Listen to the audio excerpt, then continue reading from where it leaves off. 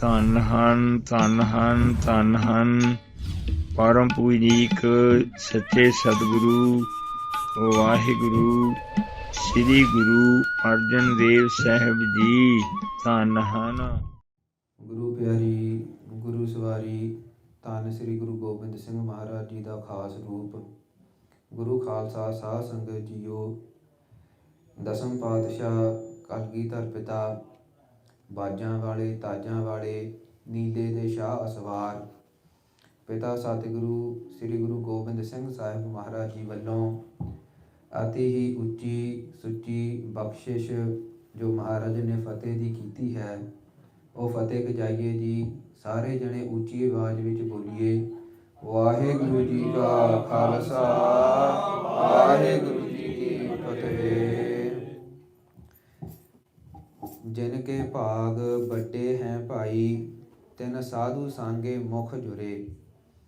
ਬੈਨੋ ਭਾਗਾਂ ਸਤ ਸੰਗੇ ਨਾ ਲੱਭੈ, ਬੈਨੋ ਸੰਗਤੇ ਮੈਲ ਭਰੀਜੈ ਜੀਓ। ਸਾਧ ਸੰਗਤ ਜੀਓ, ਖਾਲਸਾ ਜੀ, ਸਾਡੇ ਭਾਗ ਬੜੇ ਵੱਡੇ ਹਨ। ਸਾਨੂੰ ਧੰਨ ਸ੍ਰੀ ਗੁਰੂ ਗ੍ਰੰਥ ਸਾਹਿਬ ਮਹਾਰਾਜ ਜੀ ਕੀ ਹਜ਼ੂਰੀ ਦੀ ਸੰਗਤ ਪ੍ਰਾਪਤ ਹੋਈ ਹੈ। ਇੱਕ ਦੂਜੇ ਦਾ ਮੇਲ ਮਿਲਾਪ, ਸਾਧ ਸੰਗਤ ਦਾ ਮੇਲ ਮਿਲਾਪ ਪ੍ਰਾਪਤ ਹੋਇਆ ਹੈ। ਗੁਰਪ੍ਰਸਾਦ ਸਾਧ ਸੰਗਤ ਜੀਓ, ਹੁਣ ਜਿਹੜੇ ਸ਼ਬਦ ਦੀ ਅਰਥ ਚੱਲਣਗੇ ਸੰਗਤ ਜੀਓ, ਉਹਦੇ ਵਾਸਤੇ ਮਨ ਦੀ ਇਕਾਗਰਤਾ ਬੜੀ ਜ਼ਰੂਰੀ ਹੈ। ਤਾਂ ਮਨ ਬਿਰਤੀਆਂ ਇਕਾਗਰ ਕਰਕੇ ਬੈਠੀਏ, ਮਨ ਆਪਣਾ ਖੰਡਿਤ ਨਾ ਹੋਣ ਦਈਏ, ਆਲੇ ਦੁਆਲੇ ਬਿਰਤੀ ਨਾ ਜਾਣ ਦਈਏ। ਮਨ ਬਿਰਤੀਆਂ ਇਕਾਗਰ ਕਰਕੇ ਜੋ ਪਾਠੀ ਸਿੰਘ ਜੀ ਨੇ ਸ਼ਬਦ ਪੜ੍ਹਿਆ, ਆਪ ਸਾਰਿਆਂ ਨੇ ਸੁਣਿਆ, ਉਹ ਸ਼ਬਦ ਦੇ ਆਪਾਂ ਅਰਥ ਹੁਣ ਸਰਵਣ ਕਰਨੇ ਹਨ। ਜਿਵੇਂ ਧੰਨ ਗੁਰੂ ਗ੍ਰੰਥ ਸਾਹਿਬ ਮਹਾਰਾਜ ਜੀ ਤੁਛ ਬੁੱਧੀ ਅਨੁਸਾਰ, ਧੰਨ ਗੁਰੂ ਗ੍ਰੰਥ ਸਾਹਿਬ ਮਹਾਰਾਜ ਜੀ ਜਿਵੇਂ ਬਖਸ਼ਿਸ਼ ਕਰਦੇ ਹਨ, ਉਵੇਂ ਦਾਸਨ ਦਾਸ ਤੁਛ ਬੁੱਧੀ ਅਨੁਸਾਰ ਅਰਥ ਕਰਨ ਦੀ ਕੋਸ਼ਿਸ਼ ਕਰੇਗਾ। ਤਾਂ ਧੰਨ ਆਪਾਂ ਸਾਰੇ ਜਾਣਦੇ ਆ ਸੰਗਤ ਜੀ, ਸ਼ਹੀਦਾਂ ਦੇ ਸਿਰ ਤਾਜ, ਸਾਰੇ ਸ਼ਹੀਦਾਂ ਦੇ ਸਿਰ ਤਾਜ ਧੰਨ ਸਤਿਗੁਰੂ ਸ੍ਰੀ ਗੁਰੂ ਅਰਜਨ ਦੇਵ ਪਾਤਸ਼ਾਹ ਮਹਾਰਾਜ ਜੀ। ਤਾਂ ਮਹਾਰਾਜ ਜੀ ਨੇ ਸ਼ਹੀਦੀ ਦਿੱਤੀ, ਬੜੀ ਭਾਰੀ ਸ਼ਹੀਦੀ ਮਹਾਰਾਜ ਜੀ ਨੇ ਦਿੱਤੀ ਹੈ ਸੰਗਤ ਜੀ। ਇਸੇ ਤਰ੍ਹਾਂ 9ਵੇਂ ਪਾਤਸ਼ਾਹ ਜੀ ਨੇ ਸ਼ਹੀਦੀ ਦਿੱਤੀ। ਪਰ ਆਪਾਂ ਕਿਉਂਕਿ ਸਭ ਤੋਂ ਪਹਿਲੇ ਸ਼ਹੀਦ ਮੰਨੇ ਜਾਂਦੇ ਹਨ ਗੁਰੂ ਸਾਹਿਬਾਂ ਵਿੱਚੋਂ ਧੰਨ ਸ੍ਰੀ ਗੁਰੂ ਅਰਜਨ ਦੇਵ ਪਾਤਸ਼ਾਹ ਜੀ ਮਹਾਰਾਜ। ਇਤਨੀ ਲਾਸਾਨੀ ਸ਼ਹੀਦੀ ਹੈ ਸੰਗਤ ਜੀ।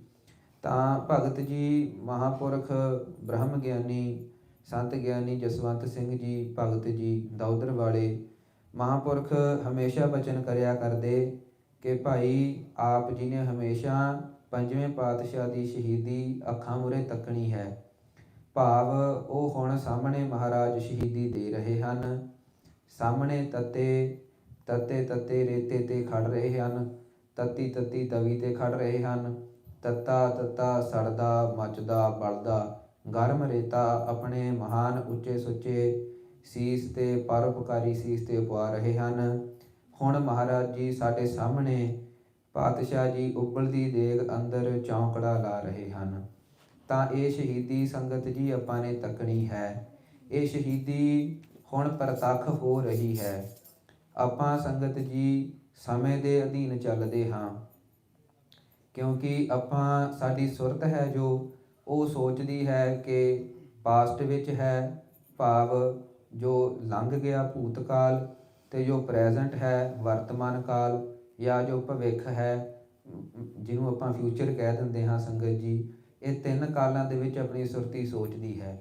ਪਰ ਸੰਗਤ ਜੀ ਅਗਰ ਆਪਾਂ ਧਿਆਨ ਨਾਲ ਸੋਚੀਏ ਵਿਚਾਰੀਏ, ਫੋਨਾਂ ਤੋਂ TV ਤੋਂ ਵੇਲ ਕੱਢ ਕੇ ਅਤੇ ਆਪਣੀ ਸੁਰਤੀ ਨੂੰ ਇਕਾਗਰ ਚਿੱਤ ਕਰਕੇ ਕਿਤੇ 2 ਮਿੰਟ ਵੀ ਬਹਿ ਕੇ ਵਿਚਾਰ ਲਈਏ ਕਿ ਭਾਈ ਸਮਾਂ ਹੈ, ਸਾਨੂੰ ਸਮਾਂ ਕਿਹੜਾ ਸੀ, ਅੱਜ ਜੋ ਸਾਹਮਣੇ ਵਰਤ ਰਿਹਾ ਹੈ ਉਹੀ ਵਰਤ ਰਿਹਾ ਹੈ, ਅਤੇ ਜੋ ਲੰਘ ਗਿਆ ਉਹਨੂੰ ਆਪਾਂ ਕਿਸੇ ਨੂੰ ਦਿਖਾ ਨਹੀਂ ਸਕਦੇ, ਜੋ ਆਉਣਾ ਹੈ ਉਹਨੂੰ ਵੀ ਨਹੀਂ ਦਿਖਾ ਸਕਦੇ। ਤਾਂ ਜੋ ਚੱਲ ਰਿਹਾ ਹੈ ਸਾਧ ਸੰਗਤ ਜੀ, ਇਸੇ ਤਰੀਕੇ ਨਾਲ ਸੰਗਤ ਜੀਓ ਜੋ ਬੁੱਧੀਜੀਵੀ ਹਨ, ਵਿਦਵਾਨ ਹਨ, ਜੋ ਸੰਤ ਮਹਾਂਪੁਰਖ ਹਨ, ਉਹ ਸਮੇਂ ਨੂੰ ਨਹੀਂ ਮੰਨਦੇ। ਕਿਉਂਕਿ ਅਕਾਲ ਦੇ ਪੁਜਾਰੀ ਹਨ। ਤਾਂ ਮਹਾਰਾਜ ਜੀ, ਜਿਵੇਂ ਭਗਤ ਜੀ ਮਹਾਂਪੁਰਖ ਦੱਸਦੇ ਹਨ ਕਿ ਮਹਾਰਾਜ ਸਾਹਮਣੇ ਸ਼ਹੀਦੀ ਦੇ ਰਹੇ ਹਨ, ਤਾਂ ਸੰਗਤ ਜੀ ਸ਼ਹੀਦੀ ਦਿੱਤੀ ਨਹੀਂ ਸੀ, ਸ਼ਹੀਦੀ ਦੇ ਰਹੇ ਹਨ, ਸਾਹਮਣੇ ਪ੍ਰਤੱਖ ਤੱਕਣਾ ਹੈ। ਤਾਂ ਜਦੋਂ ਆਪਾਂ ਸਾਹਮਣੇ ਸ਼ਹੀਦੀ ਮਹਾਂਪੁਰਖ ਆਖਦੇ ਹਨ, ਜਦੋਂ ਆਪਾਂ ਸਾਹਮਣੇ ਪੰਜਵੇਂ ਪਾਤਸ਼ਾਹ ਜੀ ਦੀ ਸ਼ਹੀਦੀ ਤੱਕਾਂਗੇ, 9ਵੇਂ ਪਾਤਸ਼ਾਹ ਜੀ ਦੀ ਸ਼ਹੀਦੀ ਤੱਕਾਂਗੇ, 10ਵੇਂ ਪਾਤਸ਼ਾਹ ਜੀ ਨੂੰ ਤੱਕਾਂਗੇ ਕਿ ਪਾਤਸ਼ਾਹ ਜੀ ਹੁਣ 4 ਸਾਹਿਬਜ਼ਾਦੇ ਸ਼ਹੀਦ ਕਰਵਾ ਰਹੇ ਹਨ, ਸਾਹਿਬਜ਼ਾਦੇ ਹੁਣ ਜੰਗ ਕਰ ਰਹੇ ਹਨ, ਛੋਟੇ ਸਾਹਿਬਜ਼ਾਦੇ ਹੁਣ ਨੀਹਾਂ 'ਚ ਖੜੇ ਜਕਾਰੇ ਗਜਾ ਰਹੇ ਹਨ।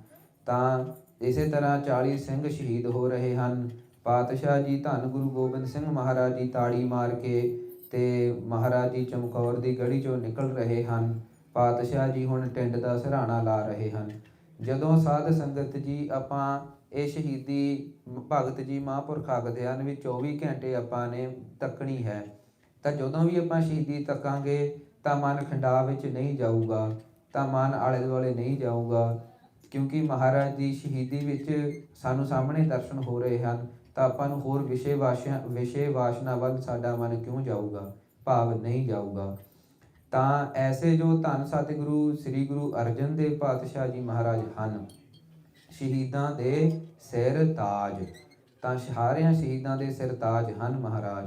ਤਾਂ ਪਾਤਸ਼ਾਹ ਜੀ, ਸਾਧ ਸੰਗਤ ਜੀ, ਇੱਕ ਸਮੇਂ ਦੀ ਗੱਲ ਹੈ, ਤਾਂ ਧੰਨ ਗੁਰੂ ਅਰਜਨ ਦੇਵ ਪਾਤਸ਼ਾਹ ਮਹਾਰਾਜ ਜੀ ਆਪਣੇ ਜੋ ਮਹਾਰਾਜ ਜੀ ਨੇ ਸਾਧ ਸੰਗਤ ਜੀਓ ਸਰੋਵਰ ਦੀ ਸੇਵਾ ਕਰਾਈ, ਸ੍ਰੀ ਹਰਿਮੰਦਰ ਸਾਹਿਬ, ਰਾਮਸਰ ਸਰੋਵਰ, ਅੰਮ੍ਰਿਤਸਰ ਸਰੋਵਰ ਸਾਹਿਬ ਜੀ ਦੀ ਮਹਾਰਾਜ ਜੀ ਨੇ ਸੇਵਾ ਕਰਾਈ। ਤਾਂ ਸਾਧ ਸੰਗਤ ਜੀ ਇਸੇ ਤਰੀਕੇ ਨਾਲ ਮਹਾਰਾਜ ਜੀ ਨੇ ਇੱਕ ਆਪ ਜੀ ਸਭ ਜਾਣਦੇ ਹੋਣਗੇ ਕਿ ਸ੍ਰੀ ਤਰਨਤਾਰਨ ਸਾਹਿਬ ਗੁਰਦੁਆਰਾ ਸਾਹਿਬ ਹੈ। ਉਹ ਗੁਰਦੁਆਰਾ ਸਾਹਿਬ ਦੀ ਵੀ ਮਹਾਰਾਜ ਜੀ ਨੇ ਆਪ ਰਚੇ ਹਨ ਸਾਧ ਸੰਗਤ ਜੀਓ।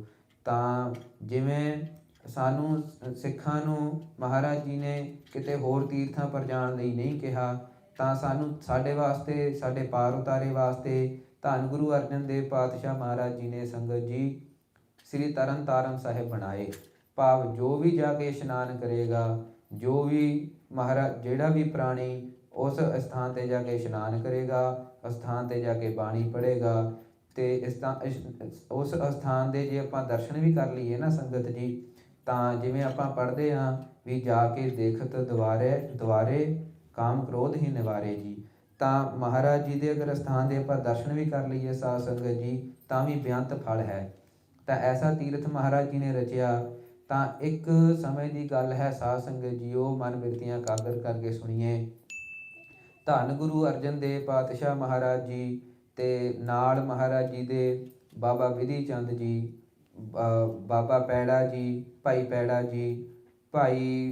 ਜੀ ਤੇ ਭਾਈ ਬਾਬਾ ਵਿਧੀ ਚੰਦ ਜੀ ਤੇ ਹੋਰ ਆਦਿਕ ਸਿੰਘ ਮਹਾਰਾਜ ਜੀ ਦੇ ਸਿੱਖ, ਤਾਂ ਪਾਤਸ਼ਾਹ ਜੀ ਤਰਨਤਾਰਨ ਸਾਹਿਬ ਜੀ ਤੋਂ ਆਪਣੇ ਨਾਨਕੇ ਸ੍ਰੀ ਗੋਇੰਦਵਾਲ ਸਾਹਿਬ ਜੀ ਨੂੰ ਜਾ ਰਹੇ ਸਨ ਸੰਗਤ ਜੀ। ਤਾਂ ਗੋਇੰਦਵਾਲ ਸਾਹਿਬ ਜੀ ਦੇ ਦਰਸ਼ਨ ਕਰਨ ਲਈ ਜਾ ਰਹੇ ਸਨ, ਨਾਮ ਬਾਣੀ ਜਪਦੇ ਜਾ ਰਹੇ ਸਨ। ਤਾਂ ਰਸਤੇ ਵਿੱਚ ਸਾਧ ਸੰਗਤ ਜੀਓ ਇੱਕ ਜਗ੍ਹਾ, ਇੱਕ ਪਿੰਡ ਆਇਆ, ਪਿੰਡ ਦਾ ਨਾਮ ਹੈ ਖਾਨਪੁਰ। ਤਾਂ ਖਾਨਪੁਰ ਪਿੰਡ ਜਦੋਂ ਪਾਤਸ਼ਾਹ ਜੀ ਪੁੱਜੇ, ਸਰਦੀ ਦੀ ਰੁੱਤ ਸੀਗੀ ਸਾਧ ਸੰਗਤ ਜੀ, ਤੇ ਉੱਥੇ ਝੱਖੜ ਝੁੱਲ ਗਿਆ, ਜਿਹਨੂੰ ਆਪਾਂ ਸਟਰੋਮ ਕਹਿ ਦਿੰਦੇ ਹਾਂ ਅੰਗਰੇਜ਼ੀ ਦੇ ਵਿੱਚ। ਤਾਂ ਸਾਧ ਸੰਗਤ ਜੀ ਜਦੋਂ ਉੱਥੇ ਇੰਨੀ ਤੇਜ਼ ਹਵਾ ਚੱਲਣ ਲੱਗੀ, ਤਾਂ ਪਾਤਸ਼ਾਹ ਜੀ ਨੇ ਕਿਹਾ ਵੀ ਉਰੇ ਹੁਣ ਥੋੜ੍ਹੀ ਦੇਰ ਲਈ ਪੜਾਅ ਕਰ ਲਿਆ ਜਾਵੇ। ਤਾਂ ਨਾਲ ਦੇ ਜਿੰਨੇ ਵੀ ਸਿੱਖ, ਸਾਰੀ ਸੰਗਤ, ਤਾਂ ਉਹ ਮਹਾਰਾਜ ਜੀ ਕਹਿੰਦੇ ਵੀ ਉਰੇ ਇਹ ਪਿੰਡ 'ਚ ਆਪਾਂ ਪੜਾਅ ਕਰ ਲੈਂਦੇ ਆ ਸਾਧ ਸੰਗਤ ਜੀ। ਤੇ ਜਦੋਂ ਸਾਧ ਸੰਗਤ ਜੀ ਨਾਲ ਦੇ ਸਿੰਘਾਂ ਨੇ ਮਹਾਰਾਜ ਜੀ ਦਾ ਬਚਨ ਮੁਖੋਂ ਨਿਕਲਿਆ, ਬਾਅਦ ਵਿੱਚ ਪਹਿਲਾਂ ਸਿੱਖ ਜਾ ਕੇ ਪਿੰਡ ਵਿੱਚ ਭੱਜ ਕੇ ਗਏ। ਤਾਂ ਪਿੰਡ 'ਚ ਜਾ ਕੇ ਪੁੱਛਦੇ ਹਨ ਪਿੰਡ ਵਾਲਿਆਂ ਨੂੰ, ਭਾਈ ਬਈ ਜਗਤ ਦੇ ਕਾਦਰ, ਇਸ ਜਗਤ ਨੂੰ, ਇਸ ਧਰਤੀਆਂ ਨੂੰ, ਇਸ ਖੰਡ ਬ੍ਰਹਿਮੰਡ ਨੂੰ ਚਲਾਉਣ ਵਾਲੇ ਖੁਦ ਮਾਲਕ ਅਕਾਲ ਪੁਰਖ ਰੂਪ ਧੰਨ ਸਤਿਗੁਰੂ ਸ੍ਰੀ ਗੁਰੂ ਅਰਜਨ ਦੇਵ ਪਾਤਸ਼ਾਹ ਮਹਾਰਾਜ ਜੀ ਆ ਰਹੇ ਹਨ, ਤੇ ਆਪ ਜੀ ਦੇ ਭਾਗ ਵੱਡੇ ਹਨ ਵੀ ਮਹਾਰਾਜ ਜੀ ਨੇ ਇਸ ਪਿੰਡ 'ਚ ਉਤਾਰਾ ਕਰਨਾ ਹੈ, ਪੜਾਅ ਕਰਨਾ ਹੈ। ਤਾਂ ਆਪ ਜੀ ਇੰਝ ਕਰੋ ਵੀ ਮਹਾਰਾਜ ਜੀ ਵਾਸਤੇ ਆਪਾਂ ਕੋਈ ਆਸਣ ਲਾਈਏ, ਤਾਂ ਮਹਾਰਾਜ ਜੀ ਵਾਸਤੇ ਆਪਾਂ ਕੋਈ ਪ੍ਰਬੰਧ ਕਰੀਏ ਪ੍ਰਸ਼ਾਦੇ ਪਾਣੀ ਦਾ। ਤਾਂ ਜਦੋਂ ਸਿੰਘਾਂ ਨੇ, ਸਿੱਖਾਂ ਨੇ ਦੇਖਿਆ ਕਿ ਭਾਈ ਇਹ ਤਾਂ ਸਾਰਾ ਪਿੰਡ ਹੀ ਸ਼ਰਾਬੀਆਂ ਦਾ ਹੈ। ਤਾਂ ਉਹਨਾਂ ਦੇ ਬੋਲਣ ਤੋਂ ਹੀ ਪਤਾ ਲੱਗ ਗਿਆ, ਜਿਵੇਂ ਉਹ ਵਿਚਰਦੇ ਸਨ। ਤਾਂ ਉਹ ਸਿੱਖ ਇਸੇ ਤਰ੍ਹਾਂ ਵਾਪਸ ਆ ਗਏ ਖਾਲੀ। ਆ ਕੇ ਮਹਾਰਾਜ ਜੀ ਨੂੰ ਆਖਦੇ ਹਨ, ਪਾਤਸ਼ਾਹ ਜੀ ਵੀ ਇਹ ਤਾਂ ਪਿੰਡ ਹੀ ਸਾਰਾ ਸ਼ਰਾਬੀਆਂ ਦਾ ਹੈ। ਤਾਂ ਮਹਾਰਾਜ ਜੀ ਕਹਿੰਦੇ ਚਲੋ ਕੋਈ ਨਹੀਂ। ਤਾਂ ਮਹਾਰਾਜ ਅੱਗੇ ਜਾਣ ਲੱਗੇ ਤਾਂ ਸਾਹਮਣੇ ਸਾਧ ਸੰਗਤ ਜੀ ਇੱਕ ਟੁੱਟੀ ਜਿਹੀ ਝੌਂਪੜੀ, ਟੁੱਟੀ ਜਿਹੀ ਆਪਾਂ ਕੁੱਲੀ ਕਹਿ ਲਈਏ। ਤਾਂ ਉਹ ਕੁੱਲੀ ਦੇ ਵਿੱਚ ਪਾਤਸ਼ਾਹ ਜੀ ਕਹਿੰਦੇ ਵੀ ਚਲੋ ਇਸ ਕੁੱਲੀ ਦੇ ਵਿੱਚ ਚੱਲਦੇ ਹਾਂ। ਤਾਂ ਜਦੋਂ ਮਹਾਰਾਜ ਜੀ ਕੁੱਲੀ ਵਿੱਚ ਗਏ ਤਾਂ ਸਾਧ ਸੰਗਤ ਜੀ ਉਹ ਕੁੱਲੀ ਸੀਗੀ ਭਾਈ ਹੇਮਾ ਜੀ ਦੀ। ਭਾਈ ਹੇਮਾ ਜੀ ਦੀ ਕੁੱਲੀ ਸੀਗੀ। ਤਾਂ ਭਾਈ ਹੇਮਾ ਜੀ ਕੌਣ ਸਨ? ਭਾਈ ਹੇਮਾ ਜੀ ਧੰਨ ਗੁਰੂ ਅਰਜਨ ਦੇਵ ਮਹਾਰਾਜ ਜੀ ਦੇ ਸਿੱਖ ਸਨ। ਤਾਂ ਜਿਵੇਂ ਅੱਜ ਸਾਧ ਸੰਗਤ ਜੀ ਆਪਾਂ ਨੂੰ ਸਾਹਮਣੇ ਮਹਾਰਾਜ ਜੀ ਦੇ ਦਰਸ਼ਨ ਪ੍ਰਾਪਤ ਹੋ ਜਾਂਦੇ ਹਨ, ਆਪਾਂ ਦੇ ਭਾਗ ਬੜੇ ਚੰਗੇ ਹਨ ਸੰਗਤ ਜੀ, ਸਾਨੂੰ ਮਹਾਰਾਜ ਜੀ ਦੇ ਦਰਸ਼ਨ ਪ੍ਰਾਪਤ ਹੁੰਦੇ ਹਨ। ਪਿਛਲੇ ਜ਼ਮਾਨੇ ਵਿੱਚ ਇੱਦਾਂ ਨਹੀਂ ਸੀਗਾ। ਉਸ ਸਮੇਂ ਬੜੇ ਲੰਮਾ ਲੰਮਾ ਪੈਂਡਾ, ਬੜਾ ਦੂਰ ਦੂਰ ਜਾ ਕੇ ਮਹਾਰਾਜ ਜੀ ਦੇ ਦਰਸ਼ਨ ਕਰਨੇ ਪੈਂਦੇ ਸਨ। ਮਹਾਰਾਜ ਜੀ ਦੇ ਦਰਸ਼ਨ ਕਰਨ ਵਾਸਤੇ ਸਿੱਖ ਜਿੰਨੇ ਵੀ, ਜਿਵੇਂ ਕਾਬੁਲ ਦੀ ਸੰਗਤ, ਅਫਗਾਨਿਸਤਾਨ ਤੋਂ। ਤਾਂ ਜਦੋਂ ਆਪਾਂ ਸਾਧ ਸੰਗਤ ਜੀ ਧੰਨ ਗੁਰੂ ਨਾਨਕ ਦੇਵ ਮਹਾਰਾਜ ਦਾ ਇਤਿਹਾਸ ਪੜ੍ਹਦੇ ਹਾਂ, ਸਾਨੂੰ ਪਤਾ ਲੱਗਦਾ ਪਾਤਸ਼ਾਹ ਜੀ ਨੇ ਬਾਬੇ ਤਾਰੇ 4 ਚੱਕ, 9 ਖੰਡ ਪ੍ਰਿਥਵੀ ਸੱਚਾ ਢੋਆ। ਤਾਂ ਪਾਤਸ਼ਾਹ ਜੀ ਨੇ 9 ਖੰਡ ਸਾਰੀ ਪ੍ਰਿਥਵੀ ਤੇ 4 ਚੱਕਾਂ 'ਚ ਮਹਾਰਾਜ ਗਏ। ਤਾਂ ਜਿੱਥੇ ਵੀ ਜਾਂਦੇ ਸਾਧ ਸੰਗਤ ਜੀ ਉੱਥੇ ਸਿੱਖ ਮਹਾਰਾਜ ਜੀ ਦੇ ਹੁੰਦੇ। ਤਾਂ ਜਦੋਂ ਹੁਣ ਮਹਾਰਾਜ ਜੀ ਨੇ ਅੱਗੇ ਜਿਵੇਂ ਗੱਦੀ ਦੇ ਹੁਣ ਜਾਨਸ਼ੀਨ, ਜਿਵੇਂ ਗੱਦੀ ਦੇ ਹੁਣ ਮਾਲਕ, ਗੁਰਤਾ ਗੱਦੀ ਦੇ ਮਾਲਕ ਧੰਨ ਗੁਰੂ ਅਰਜਨ ਦੇਵ ਪਾਤਸ਼ਾਹ ਜੀ, ਤਾਂ ਉਹ ਸਾਰੇ ਸਿੱਖ ਫਿਰ ਮਹਾਰਾਜ ਜੀ ਦੇ ਦਰਸ਼ਨ ਕਰਨ ਲਈ ਆਉਣਾ ਚਾਹੁੰਦੇ। ਤਾਂ ਉਹ ਫਿਰ ਇੰਨਾ ਔਖਾ ਹੋ ਜਾਂਦਾ, ਕਿਉਂਕਿ ਕਾਬੁਲ ਤੋਂ, ਰੋਮ ਤੋਂ, ਸਪੇਨ ਤੋਂ ਇੰਨੀ ਦੂਰੋਂ ਸਿੰਘਾਂ ਨੇ, ਸਿੱਖਾਂ ਨੇ ਆਉਣਾ ਦਰਸ਼ਨ ਕਰਨ ਲਈ। ਤਾਂ ਫਿਰ ਉਹ ਕਦੇ ਹੀ ਸਾਲ, 2 ਸਾਲ, 4 ਸਾਲ, 8 ਸਾਲ ਬਾਅਦ ਜਥੇ ਦੇ ਰੂਪ ਵਿੱਚ ਆਉਂਦੇ। ਅਤੇ ਉਹ ਬੜਾ ਔਖਾ ਹੋ ਜਾਂਦਾ ਸਾਧ ਸੰਗਤ ਜੀ, ਕਿਉਂਕਿ ਅੱਜ ਤਰ੍ਹਾਂ ਰਸਤੇ ਵਿੱਚ ਕਿਤੇ ਹੋਟਲ ਨਹੀਂ ਸਨ। ਤਾਂ ਤੁਰ ਕੇ ਆਉਣਾ ਪੈਂਦਾ ਸੀ, ਆਪਣਾ ਪ੍ਰਸ਼ਾਦਾ ਆਪ ਸਾਰਾ ਕੁਛ ਨਾਲ ਲੈ ਕੇ ਆਉਣਾ ਪੈਂਦਾ ਸੀ ਮਹਾਰਾਜ ਜੀ ਦੇ ਦਰਸ਼ਨ ਕਰਨ ਲਈ। ਤਾਂ ਅੱਜ ਫਿਰ ਆਪਾਂ ਨੂੰ ਤਾਂ ਬੜਾ ਸੌਖਾ ਹੋਇਆ ਵਾ। ਗੁਰਪ੍ਰਸਾਦ ਸਾਧ ਸੰਗਤ ਜੀ, ਇਸ ਤਰ੍ਹਾਂ ਭਾਈ ਜੋ ਹੇਮਾ ਜੀ ਸਨ ਮਹਾਰਾਜ ਜੀ ਦੇ ਸਿੱਖ ਸਨ। ਤਾਂ ਉਹ ਹੈ ਤਾਂ ਸਿੱਖ ਸਨ ਤੇ ਪਰ ਦਰਸ਼ਨ ਹੁਣ ਕਦੇ ਬਹੁਤੇ ਨਹੀਂ ਕੀਤੇ ਸਨ ਮਹਾਰਾਜ ਜੀ ਦੇ। ਤਾਂ ਜਦੋਂ ਪਤਾ ਲੱਗਾ ਕਿ ਧੰਨ ਗੁਰੂ ਅਰਜਨ ਦੇਵ ਪਾਤਸ਼ਾਹ ਮਹਾਰਾਜ ਜੀ ਉਹਨਾਂ ਦੀ ਕੁੱਲੀ ਵਿੱਚ ਜਾ ਰਹੇ ਹਨ, ਮਹਾਰਾਜ ਜੀ ਕੁੱਲੀ ਵਿੱਚ ਗਏ। ਪਰ ਹੁਣ ਭਾਈ ਹੇਮਾ ਜੀ ਦਾ ਸਾਧ ਸੰਗਤ ਜੀ ਕੋਈ ਬਹੁਤ ਮਾਇਆਧਾਰੀ ਸਿੱਖ ਨਹੀਂ ਸਨ। ਤੇ ਮਾਇਆਧਾਰੀ ਸਿੱਖ ਨਹੀਂ ਸਨ। ਉਹਨਾਂ ਦਾ ਕੰਮ ਕੀ ਸੀ ਸਾਧ ਸੰਗਤ ਜੀ? ਜਦੋਂ ਹੁਣ ਆਪਾਂ ਸਾਰੇ ਵੈਸੇ ਪੰਜਾਬ ਤੋਂ ਆਏ ਹਾਂ, ਤਾਂ ਆਪ ਜੀ 'ਚੋਂ ਕਈਆਂ ਨੂੰ ਪਤਾ ਹੋਵੇਗਾ, ਜਿਵੇਂ ਜਦੋਂ ਕਣਕ ਦੀ ਸਾਧ ਸੰਗਤ ਜੀ ਵਢਾਈ ਹੁੰਦੀ ਹੈ, ਤਾਂ ਉਸ ਤੋਂ ਬਾਅਦ ਕਣਕ ਨੂੰ, ਜਦੋਂ ਕਣਕ ਦਾ ਸਿੱਟਾ ਕੱਢਿਆ ਜਾਂਦਾ ਹੈ, ਉਹਦੇ ਦਾਣੇ ਕੱਢੇ ਜਾਂਦੇ ਹਨ, ਤਾਂ ਖੇਤ ਵਿੱਚ ਕੁਝ ਦਾਣੇ ਹੇਠਾਂ ਗਿਰ ਜਾਂਦੇ ਹਨ, ਉਹ ਸਾਰੇ ਦਾਣੇ ਇਕੱਠੇ ਨਹੀਂ ਹੁੰਦੇ। ਤਾਂ ਭਾਈ ਹੇਮਾ ਜੀ ਅੱਜ ਵੀ ਕਈ ਮਤਲਬ ਐਸੇ ਕਈ ਗੁਰਪ੍ਰਸਾਦ ਦੇ ਪ੍ਰਾਣੀ ਹਨ, ਜਿਹੜੇ ਉਹਨੂੰ ਸਿਲਾ ਕਹਿੰਦੇ ਆ ਸਾਧ ਸੰਗਤ ਜੀ। ਉਹ ਸਿਲਾ ਚੁਗਦੇ ਹਨ, ਉਹ ਕੱਲਾ ਕੱਲਾ ਉਹਨਾਂ ਨੇ ਦਾਣਾ ਪੂਰੇ ਖੇਤ 'ਚੋਂ ਇਕੱਠਾ ਕਰਕੇ ਤੇ ਫਿਰ ਉਹਦਾ ਪੀ ਕੇ ਉਹਦਾ ਆਟਾ ਬਣਾ ਕੇ ਤੇ ਰੋਟੀ ਛਕਣੀ ਹੈ। ਤਾਂ ਦਾਸਨ ਦਾਸ ਜਾਣਦਾ ਹੈ ਵੀ ਅੱਜ ਵੀ ਐਸੇ ਪ੍ਰਾਣੀ ਹਨ, ਪੰਜਾਬ ਵਿੱਚ ਆਮ ਦਿਖ ਜਾਂਦੇ ਹਨ। ਤਾਂ ਉਹਨਾਂ ਨੇ ਉਹ ਦਾਣੇ ਇਕੱਠੇ ਕਰਕੇ ਉਹਨੂੰ ਕਹਿੰਦੇ ਸਿਲਾ ਚੁਗਣਾ। ਤਾਂ ਭਾਈ ਹੇਮਾ ਜੀ ਸਿਲਾ ਚੁਗਦੇ ਸਨ ਤੇ ਸਿਲਾ ਚੁਗ ਕੇ ਉਹਨੂੰ ਪੀ ਕੇ ਜਿਹੜੇ ਰਾਹ ਆਉਂਦੇ ਜਾਂਦੇ ਪ੍ਰਾਣੀ, ਆਪ ਘੱਟ ਛਕਣਾ, ਆਪ ਸੰਤੋਖ ਰੱਖਣਾ, ਰਾਹ ਆਉਂਦੇ ਜਾਂਦੇ ਪ੍ਰਾਣੀਆਂ ਨੂੰ ਛਕਾ ਦੇਣਾ। ਤੇ ਇੰਨਾ ਭਾਰੀ ਸੰਤੋਖ ਰੱਖਦੇ। ਤਾਂ ਉਹ ਭਾਈ ਹੇਮਾ ਜੀ ਸਿਲਾ ਚੁਗਦੇ ਸਨ। ਤੇ ਹੁਣ ਜਿਵੇਂ ਜਿਹਦਾ ਕੰਮ ਹੀ ਸਿਲਾ ਚੁਗਣਾ ਹੈ, ਕੋਈ ਕੰਮ ਹੋਰ ਹੈ ਹੀ ਨਹੀਂ, ਤੇ ਉਹਨਾਂ ਕੋਲ ਕੱਪੜੇ ਵੀ ਨਹੀਂ ਭਾਈ ਹੇਮਾ ਜੀ ਕੋਲ ਬਹੁਤੇ। ਭਾਈ ਹੇਮਾ ਜੀ ਬਹੁਤਾ ਨਗਨ ਅਵਸਥਾ ਹੁੰਦੀ, ਸਿਰਫ ਇੱਕ ਕੰਬਲੀ ਹੁੰਦੀ ਫਟੀ ਪੁਰਾਣੀ, ਜਿਹਦੀ ਭਾਈ ਹੇਮਾ ਜੀ ਬੁੱਕਲ ਮਾਰਦੇ, ਸਿਲਾ ਚੁਗਦੇ ਤੇ ਚੱਕੀ ਪੀਂਦੇ, ਰਾਹ ਆਉਂਦੇ ਜਾਂਦੇ ਪਾਂਧੀ ਦੀ ਸੇਵਾ ਕਰਦੇ, ਤੇ ਸਭ ਤੋਂ ਵੱਡੀ ਗੱਲ ਸਾਧ ਸੰਗਤ ਜੀ ਨਾਮ ਜਪਦੇ, ਜੀਵਨ ਸਫਲ ਕਰਦੇ। ਹੁਣ ਜਦੋਂ ਧੰਨ ਗੁਰੂ ਅਰਜਨ ਦੇਵ ਪਾਤਸ਼ਾਹ ਮਹਾਰਾਜ ਜੀ ਉਹਨਾਂ ਦੀ ਕੁੱਲੀ ਵਿੱਚ ਆਏ, ਤਾਂ ਸਾਧ ਸੰਗਤ ਜੀ ਉਹ ਕਿੰਨੇ ਵੱਡੇ ਭਾਗ ਹਨ ਭਾਈ ਹੇਮਾ ਜੀ ਦੇ। ਤਾਂ ਮਹਾਰਾਜ ਜੀ ਨੇ ਜਦੋਂ ਦਰਸ਼ਨ ਦਿੱਤੇ, ਭਾਈ ਹੇਮਾ ਜੀ ਨੇ ਕੰਬਲੀ ਦੀ ਬੁੱਕਲ ਤਾਰੀ ਤੇ ਮਹਾਰਾਜ ਜੀ ਨੂੰ ਹੇਠਾਂ ਵਿਛਾਉਣ ਵਾਸਤੇ ਦੇ ਦਿੱਤੀ। ਪਾਤਸ਼ਾਹ ਜੀ ਨੇ ਹੇਠਾਂ ਹੀ ਆਸਣ ਲਾ ਲਿਆ। ਤਾਂ ਕਿਉਂਕਿ ਸਾਚ ਕਹੋਂ ਸੁਨ ਲੇਹੋ ਸਭੈ, ਜਿਨ ਪ੍ਰੇਮ ਕੀਓ ਤਿਨ ਹੀ ਪ੍ਰਭੁ ਪਾਇਓ। ਹੁਣ ਭਾਈ ਹੇਮਾ ਜੀ ਦੇ ਹਿਰਦੇ 'ਚ ਪ੍ਰੇਮ। ਮਹਾਰਾਜ ਜੀ ਨੇ ਦੇਖਿਆ, ਭਾਈ ਹੇਮਾ ਜੀ ਨੇ ਹੇਠਾਂ ਕੰਬਲੀ ਵਿਛਾਈ, ਮਹਾਰਾਜ ਨੇ ਆਸਣ ਲਾ ਲਿਆ। ਭਾਈ ਹੇਮਾ ਜੀ ਨੇ ਜਿਹੜਾ ਸਿਲਾ ਚੁਗਿਆ ਸੀ ਨਾ ਸੰਗਤ ਜੀ, ਉਹ ਸਿਲਾ ਚੱਕੀ ਵਿੱਚ ਪਾਇਆ ਤੇ ਚੱਕੀ ਪੀਣ ਲੱਗ ਗਏ। ਪੀ ਵਹੇ ਤਾਂ ਪਾਣੀ ਆਣੀ ਮੀਰਾ, ਖਾ ਵਹੇ ਤਾਂ ਪੀਸਣ ਜਾਓ। ਤਾਂ ਪੀਸਣ ਜਾਓ, ਉਹਨਾਂ ਨੇ ਚੱਕੀ 'ਚ ਪਾਇਆ ਦਾਣੇ ਤੇ ਚੱਕੀ ਪੀਣ ਲੱਗ ਗਏ ਮਹਾਰਾਜ ਵਾਸਤੇ। ਤਾਂ ਪਾਤਸ਼ਾਹ ਜੀ ਕਹਿੰਦੇ ਵੀ ਜਲ ਛਕਣਾ। ਤਾਂ ਭਾਈ ਹੇਮਾ ਜੀ ਕਹਿੰਦੇ ਮਹਾਰਾਜ ਜਲ ਤਾਂ ਉਰੇ ਹੈ। ਭਾਈ ਹੇਮਾ ਜੀ ਕਹਿੰਦੇ ਸਤ ਬਚਨ ਲੈਣ ਜਾਣ ਲੱਗੇ। ਮਹਾਰਾਜ ਕਹਿੰਦੇ ਨਹੀਂ, ਜਲ ਉਰੀ ਆ। ਤਾਂ ਉਹ ਭਾਈ ਹੇਮਾ ਜੀ ਕਹਿੰਦੇ ਵੀ ਮਹਾਰਾਜ ਜਾਣਾ ਪੈਣਾ, ਦੂਰ ਜਾਣਾ ਪੈਣਾ, ਜਲ ਲੈ ਕੇ ਆਉਣਾ ਪੈਣਾ। ਤਾਂ ਮਹਾਰਾਜ ਕਹਿੰਦੇ ਬਾਬਾ ਬਿਧੀ ਚੰਦ ਜੀ ਨੂੰ ਵੀ ਕੁੱਲੀ ਦੇ ਬਾਹਰ ਜਾਓ, ਉੱਥੇ ਇੱਟ ਪਈ ਹੋਊਗੀ, ਇੱਟ ਪੱਟੋ। ਉਹ ਇੱਟ ਪੱਟੀ ਤੇ ਉੱਥੋਂ ਜਿਹੜੀ ਉਹ ਛੱਪੜੀ ਸੀਗੀ ਸੰਗਤ ਜੀ, ਜਿੱਥੋਂ ਇੱਟ ਪੱਟੀ ਉਹ ਛੱਪੜੀ ਸੀਗੀ। ਉਹ ਮਹਾਰਾਜ ਜੀ ਨੇ ਜਦੋਂ ਬਾਬਾ ਬਿਧੀ ਚੰਦ ਜੀ ਨੇ ਇੱਟ ਪੱਟੀ ਤਾਂ ਉੱਥੋਂ ਫਿਰ ਪਾਣੀ ਦਾ ਝਰਨਾ ਫੁੱਟ ਗਿਆ। ਤਾਂ ਉਹ ਦੇਖਦੇ ਦੇਖਦੇ ਛੱਪੜੀ ਸਾਰੀ ਨੱਕੋ ਨੱਕ ਭਰ ਗਈ। ਤਾਂ ਕਰਾਮਾਤ ਜਿਹਨੂੰ ਕਹਿ ਦਈਏ। ਤਾਂ ਗੁਰਪ੍ਰਸਾਦ ਅੱਜ ਵੀ ਸਾਧ ਸੰਗਤ ਜੀ ਆਪਾਂ ਜਦੋਂ ਸੱਚਖੰਡ ਸ੍ਰੀ ਹਜੂਰ ਸ੍ਰੀ ਅਬਚਲ ਨਗਰ ਸਾਹਿਬ ਜਾਂਦੇ ਹਾਂ ਤਾਂ ਉੱਥੋਂ ਲਗਭਗ 180 ਕਿਲੋਮੀਟਰ ਅੱਗੇ ਸ੍ਰੀ ਨਾਨਕ ਝੀਰਾ ਸਾਹਿਬ ਪੈਂਦਾ। ਆਪ ਸੰਗਤ ਨੇ ਦਰਸ਼ਨ ਕੀਤੇ ਹੋਣੇ। ਤਾਂ ਉੱਥੇ ਵੀ ਸੰਗਤ ਜੀ ਪਾਣੀ ਨਹੀਂ ਸੀ।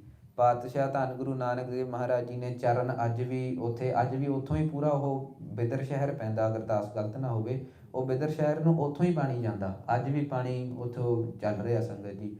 ਇਸੇ ਤਰੀਕੇ ਨਾਲ ਪੰਜਾ ਸਾਹਿਬ ਆਪਾਂ ਸਾਰੇ ਜਾਣਦੇ ਹਾਂ। ਤਾਂ ਉਹ ਮਹਾਰਾਜ ਜੀ ਤੋਂ ਛੱਪੜੀ ਨੱਕੋ ਨੱਕ ਭਰ ਗਈ। ਤਾਂ ਪਾਤਸ਼ਾਹ ਜੀ ਨੇ ਉੱਥੇ ਵਰ ਬਖਸ਼ਿਆ ਸੰਗਤ ਜੀ। ਹੁਣ ਆਪਣੇ ਕੰਮ ਦੀ ਚੀਜ਼ ਬੜੀ ਹੈ। ਹੁਣ ਇਹ ਆਪਾਂ ਧਿਆਨ ਨਾਲ ਸੁਣ ਲੈਣੀ। ਧੰਨ ਗੁਰੂ ਅਰਜਨ ਦੇਵ ਪਾਤਸ਼ਾਹ ਮਹਾਰਾਜ ਜੀ ਨੇ ਉੱਥੇ ਬਚਨ ਛੱਡਿਆ। ਮਹਾਰਾਜ ਜੀ ਨੇ ਆਖਿਆ ਵੀ ਭਾਈ ਉਰੇ ਇਹ ਛੱਪੜੀ ਦਾ 8 ਕੋਣਾ ਵਾਲਾ ਸਰੋਵਰ ਬਣੇਗਾ। ਤੇ ਸਰੋਵਰ ਬਣੇਗਾ ਤੇ ਜਿਹੜਾ ਵੀ ਪ੍ਰਾਣੀ, ਜਿਹੜੇ ਸ਼ਬਦ ਦੇ ਆਪਾਂ ਹੁਣ ਅਰਥ ਸੁਣਦੇ ਹਾਂ ਸੰਗਤ ਜੀ, ਅਰਥ ਕਰਨੇ ਆ ਮਹਾਰਾਜ ਨੇ ਕਰਾਉਣੇ ਆ, ਉਹ ਸ਼ਬਦਾਂ ਦੇ ਅਰਥਾਂ ਸਮੇਤ ਅਰਥ ਪੜ੍ਹ ਕੇ ਇਸ ਸ਼ਬਦ ਦਾ ਪਾਠ ਕਰਕੇ ਸਰੋਵਰ ਵਿੱਚ ਡੁਬਕੀ ਲਾਵੇਗਾ, ਸਰੋਵਰ ਵਿੱਚ ਚੁੱਭੀ ਲਾਵੇਗਾ, ਇਸ਼ਨਾਨ ਕਰੇਗਾ। ਤਾਂ ਸੰਗਤ ਜੀ ਉਹਦਾ 18 ਦਾ ਰੋਗ ਦੂਰ ਹੋ ਜਾਏਗਾ। ਤੇ ਬਾਕੀ ਹੋਰ ਤਾਂ ਰੋਗ ਜਿਹੜੇ ਦੂਰ ਹੋਣੇ ਹੀ ਆ। ਮਹਾਰਾਜ ਨੇ ਪ੍ਰਤੱਖ ਦੱਸਤਾ ਵੀ ਆਹ ਜਿਹੜਾ ਕਿਸੇ ਨੂੰ ਰੋਗ ਆ ਉਹ ਸ਼ਬਦਾਂ ਦੇ ਅਰਥਾਂ ਸਮੇਤ, ਸ਼ਬਦ ਦੇ ਅਰਥ ਸਮੇਤ ਪੜ੍ਹ ਕੇ ਇਸ਼ਨਾਨ ਕਰੇ ਤੇ ਉਹਦਾ ਰੋਗ ਦੂਰ ਹੋ ਜਾਏਗਾ। ਤਾਂ ਸੰਗਤ ਜੀ ਬੜੀ ਕੀਮਤੀ ਬਚਨ ਹੈ, ਤਾਂ ਆਪਾਂ ਪੱਲੇ ਬੰਨ੍ਹ ਲੈਣਾ।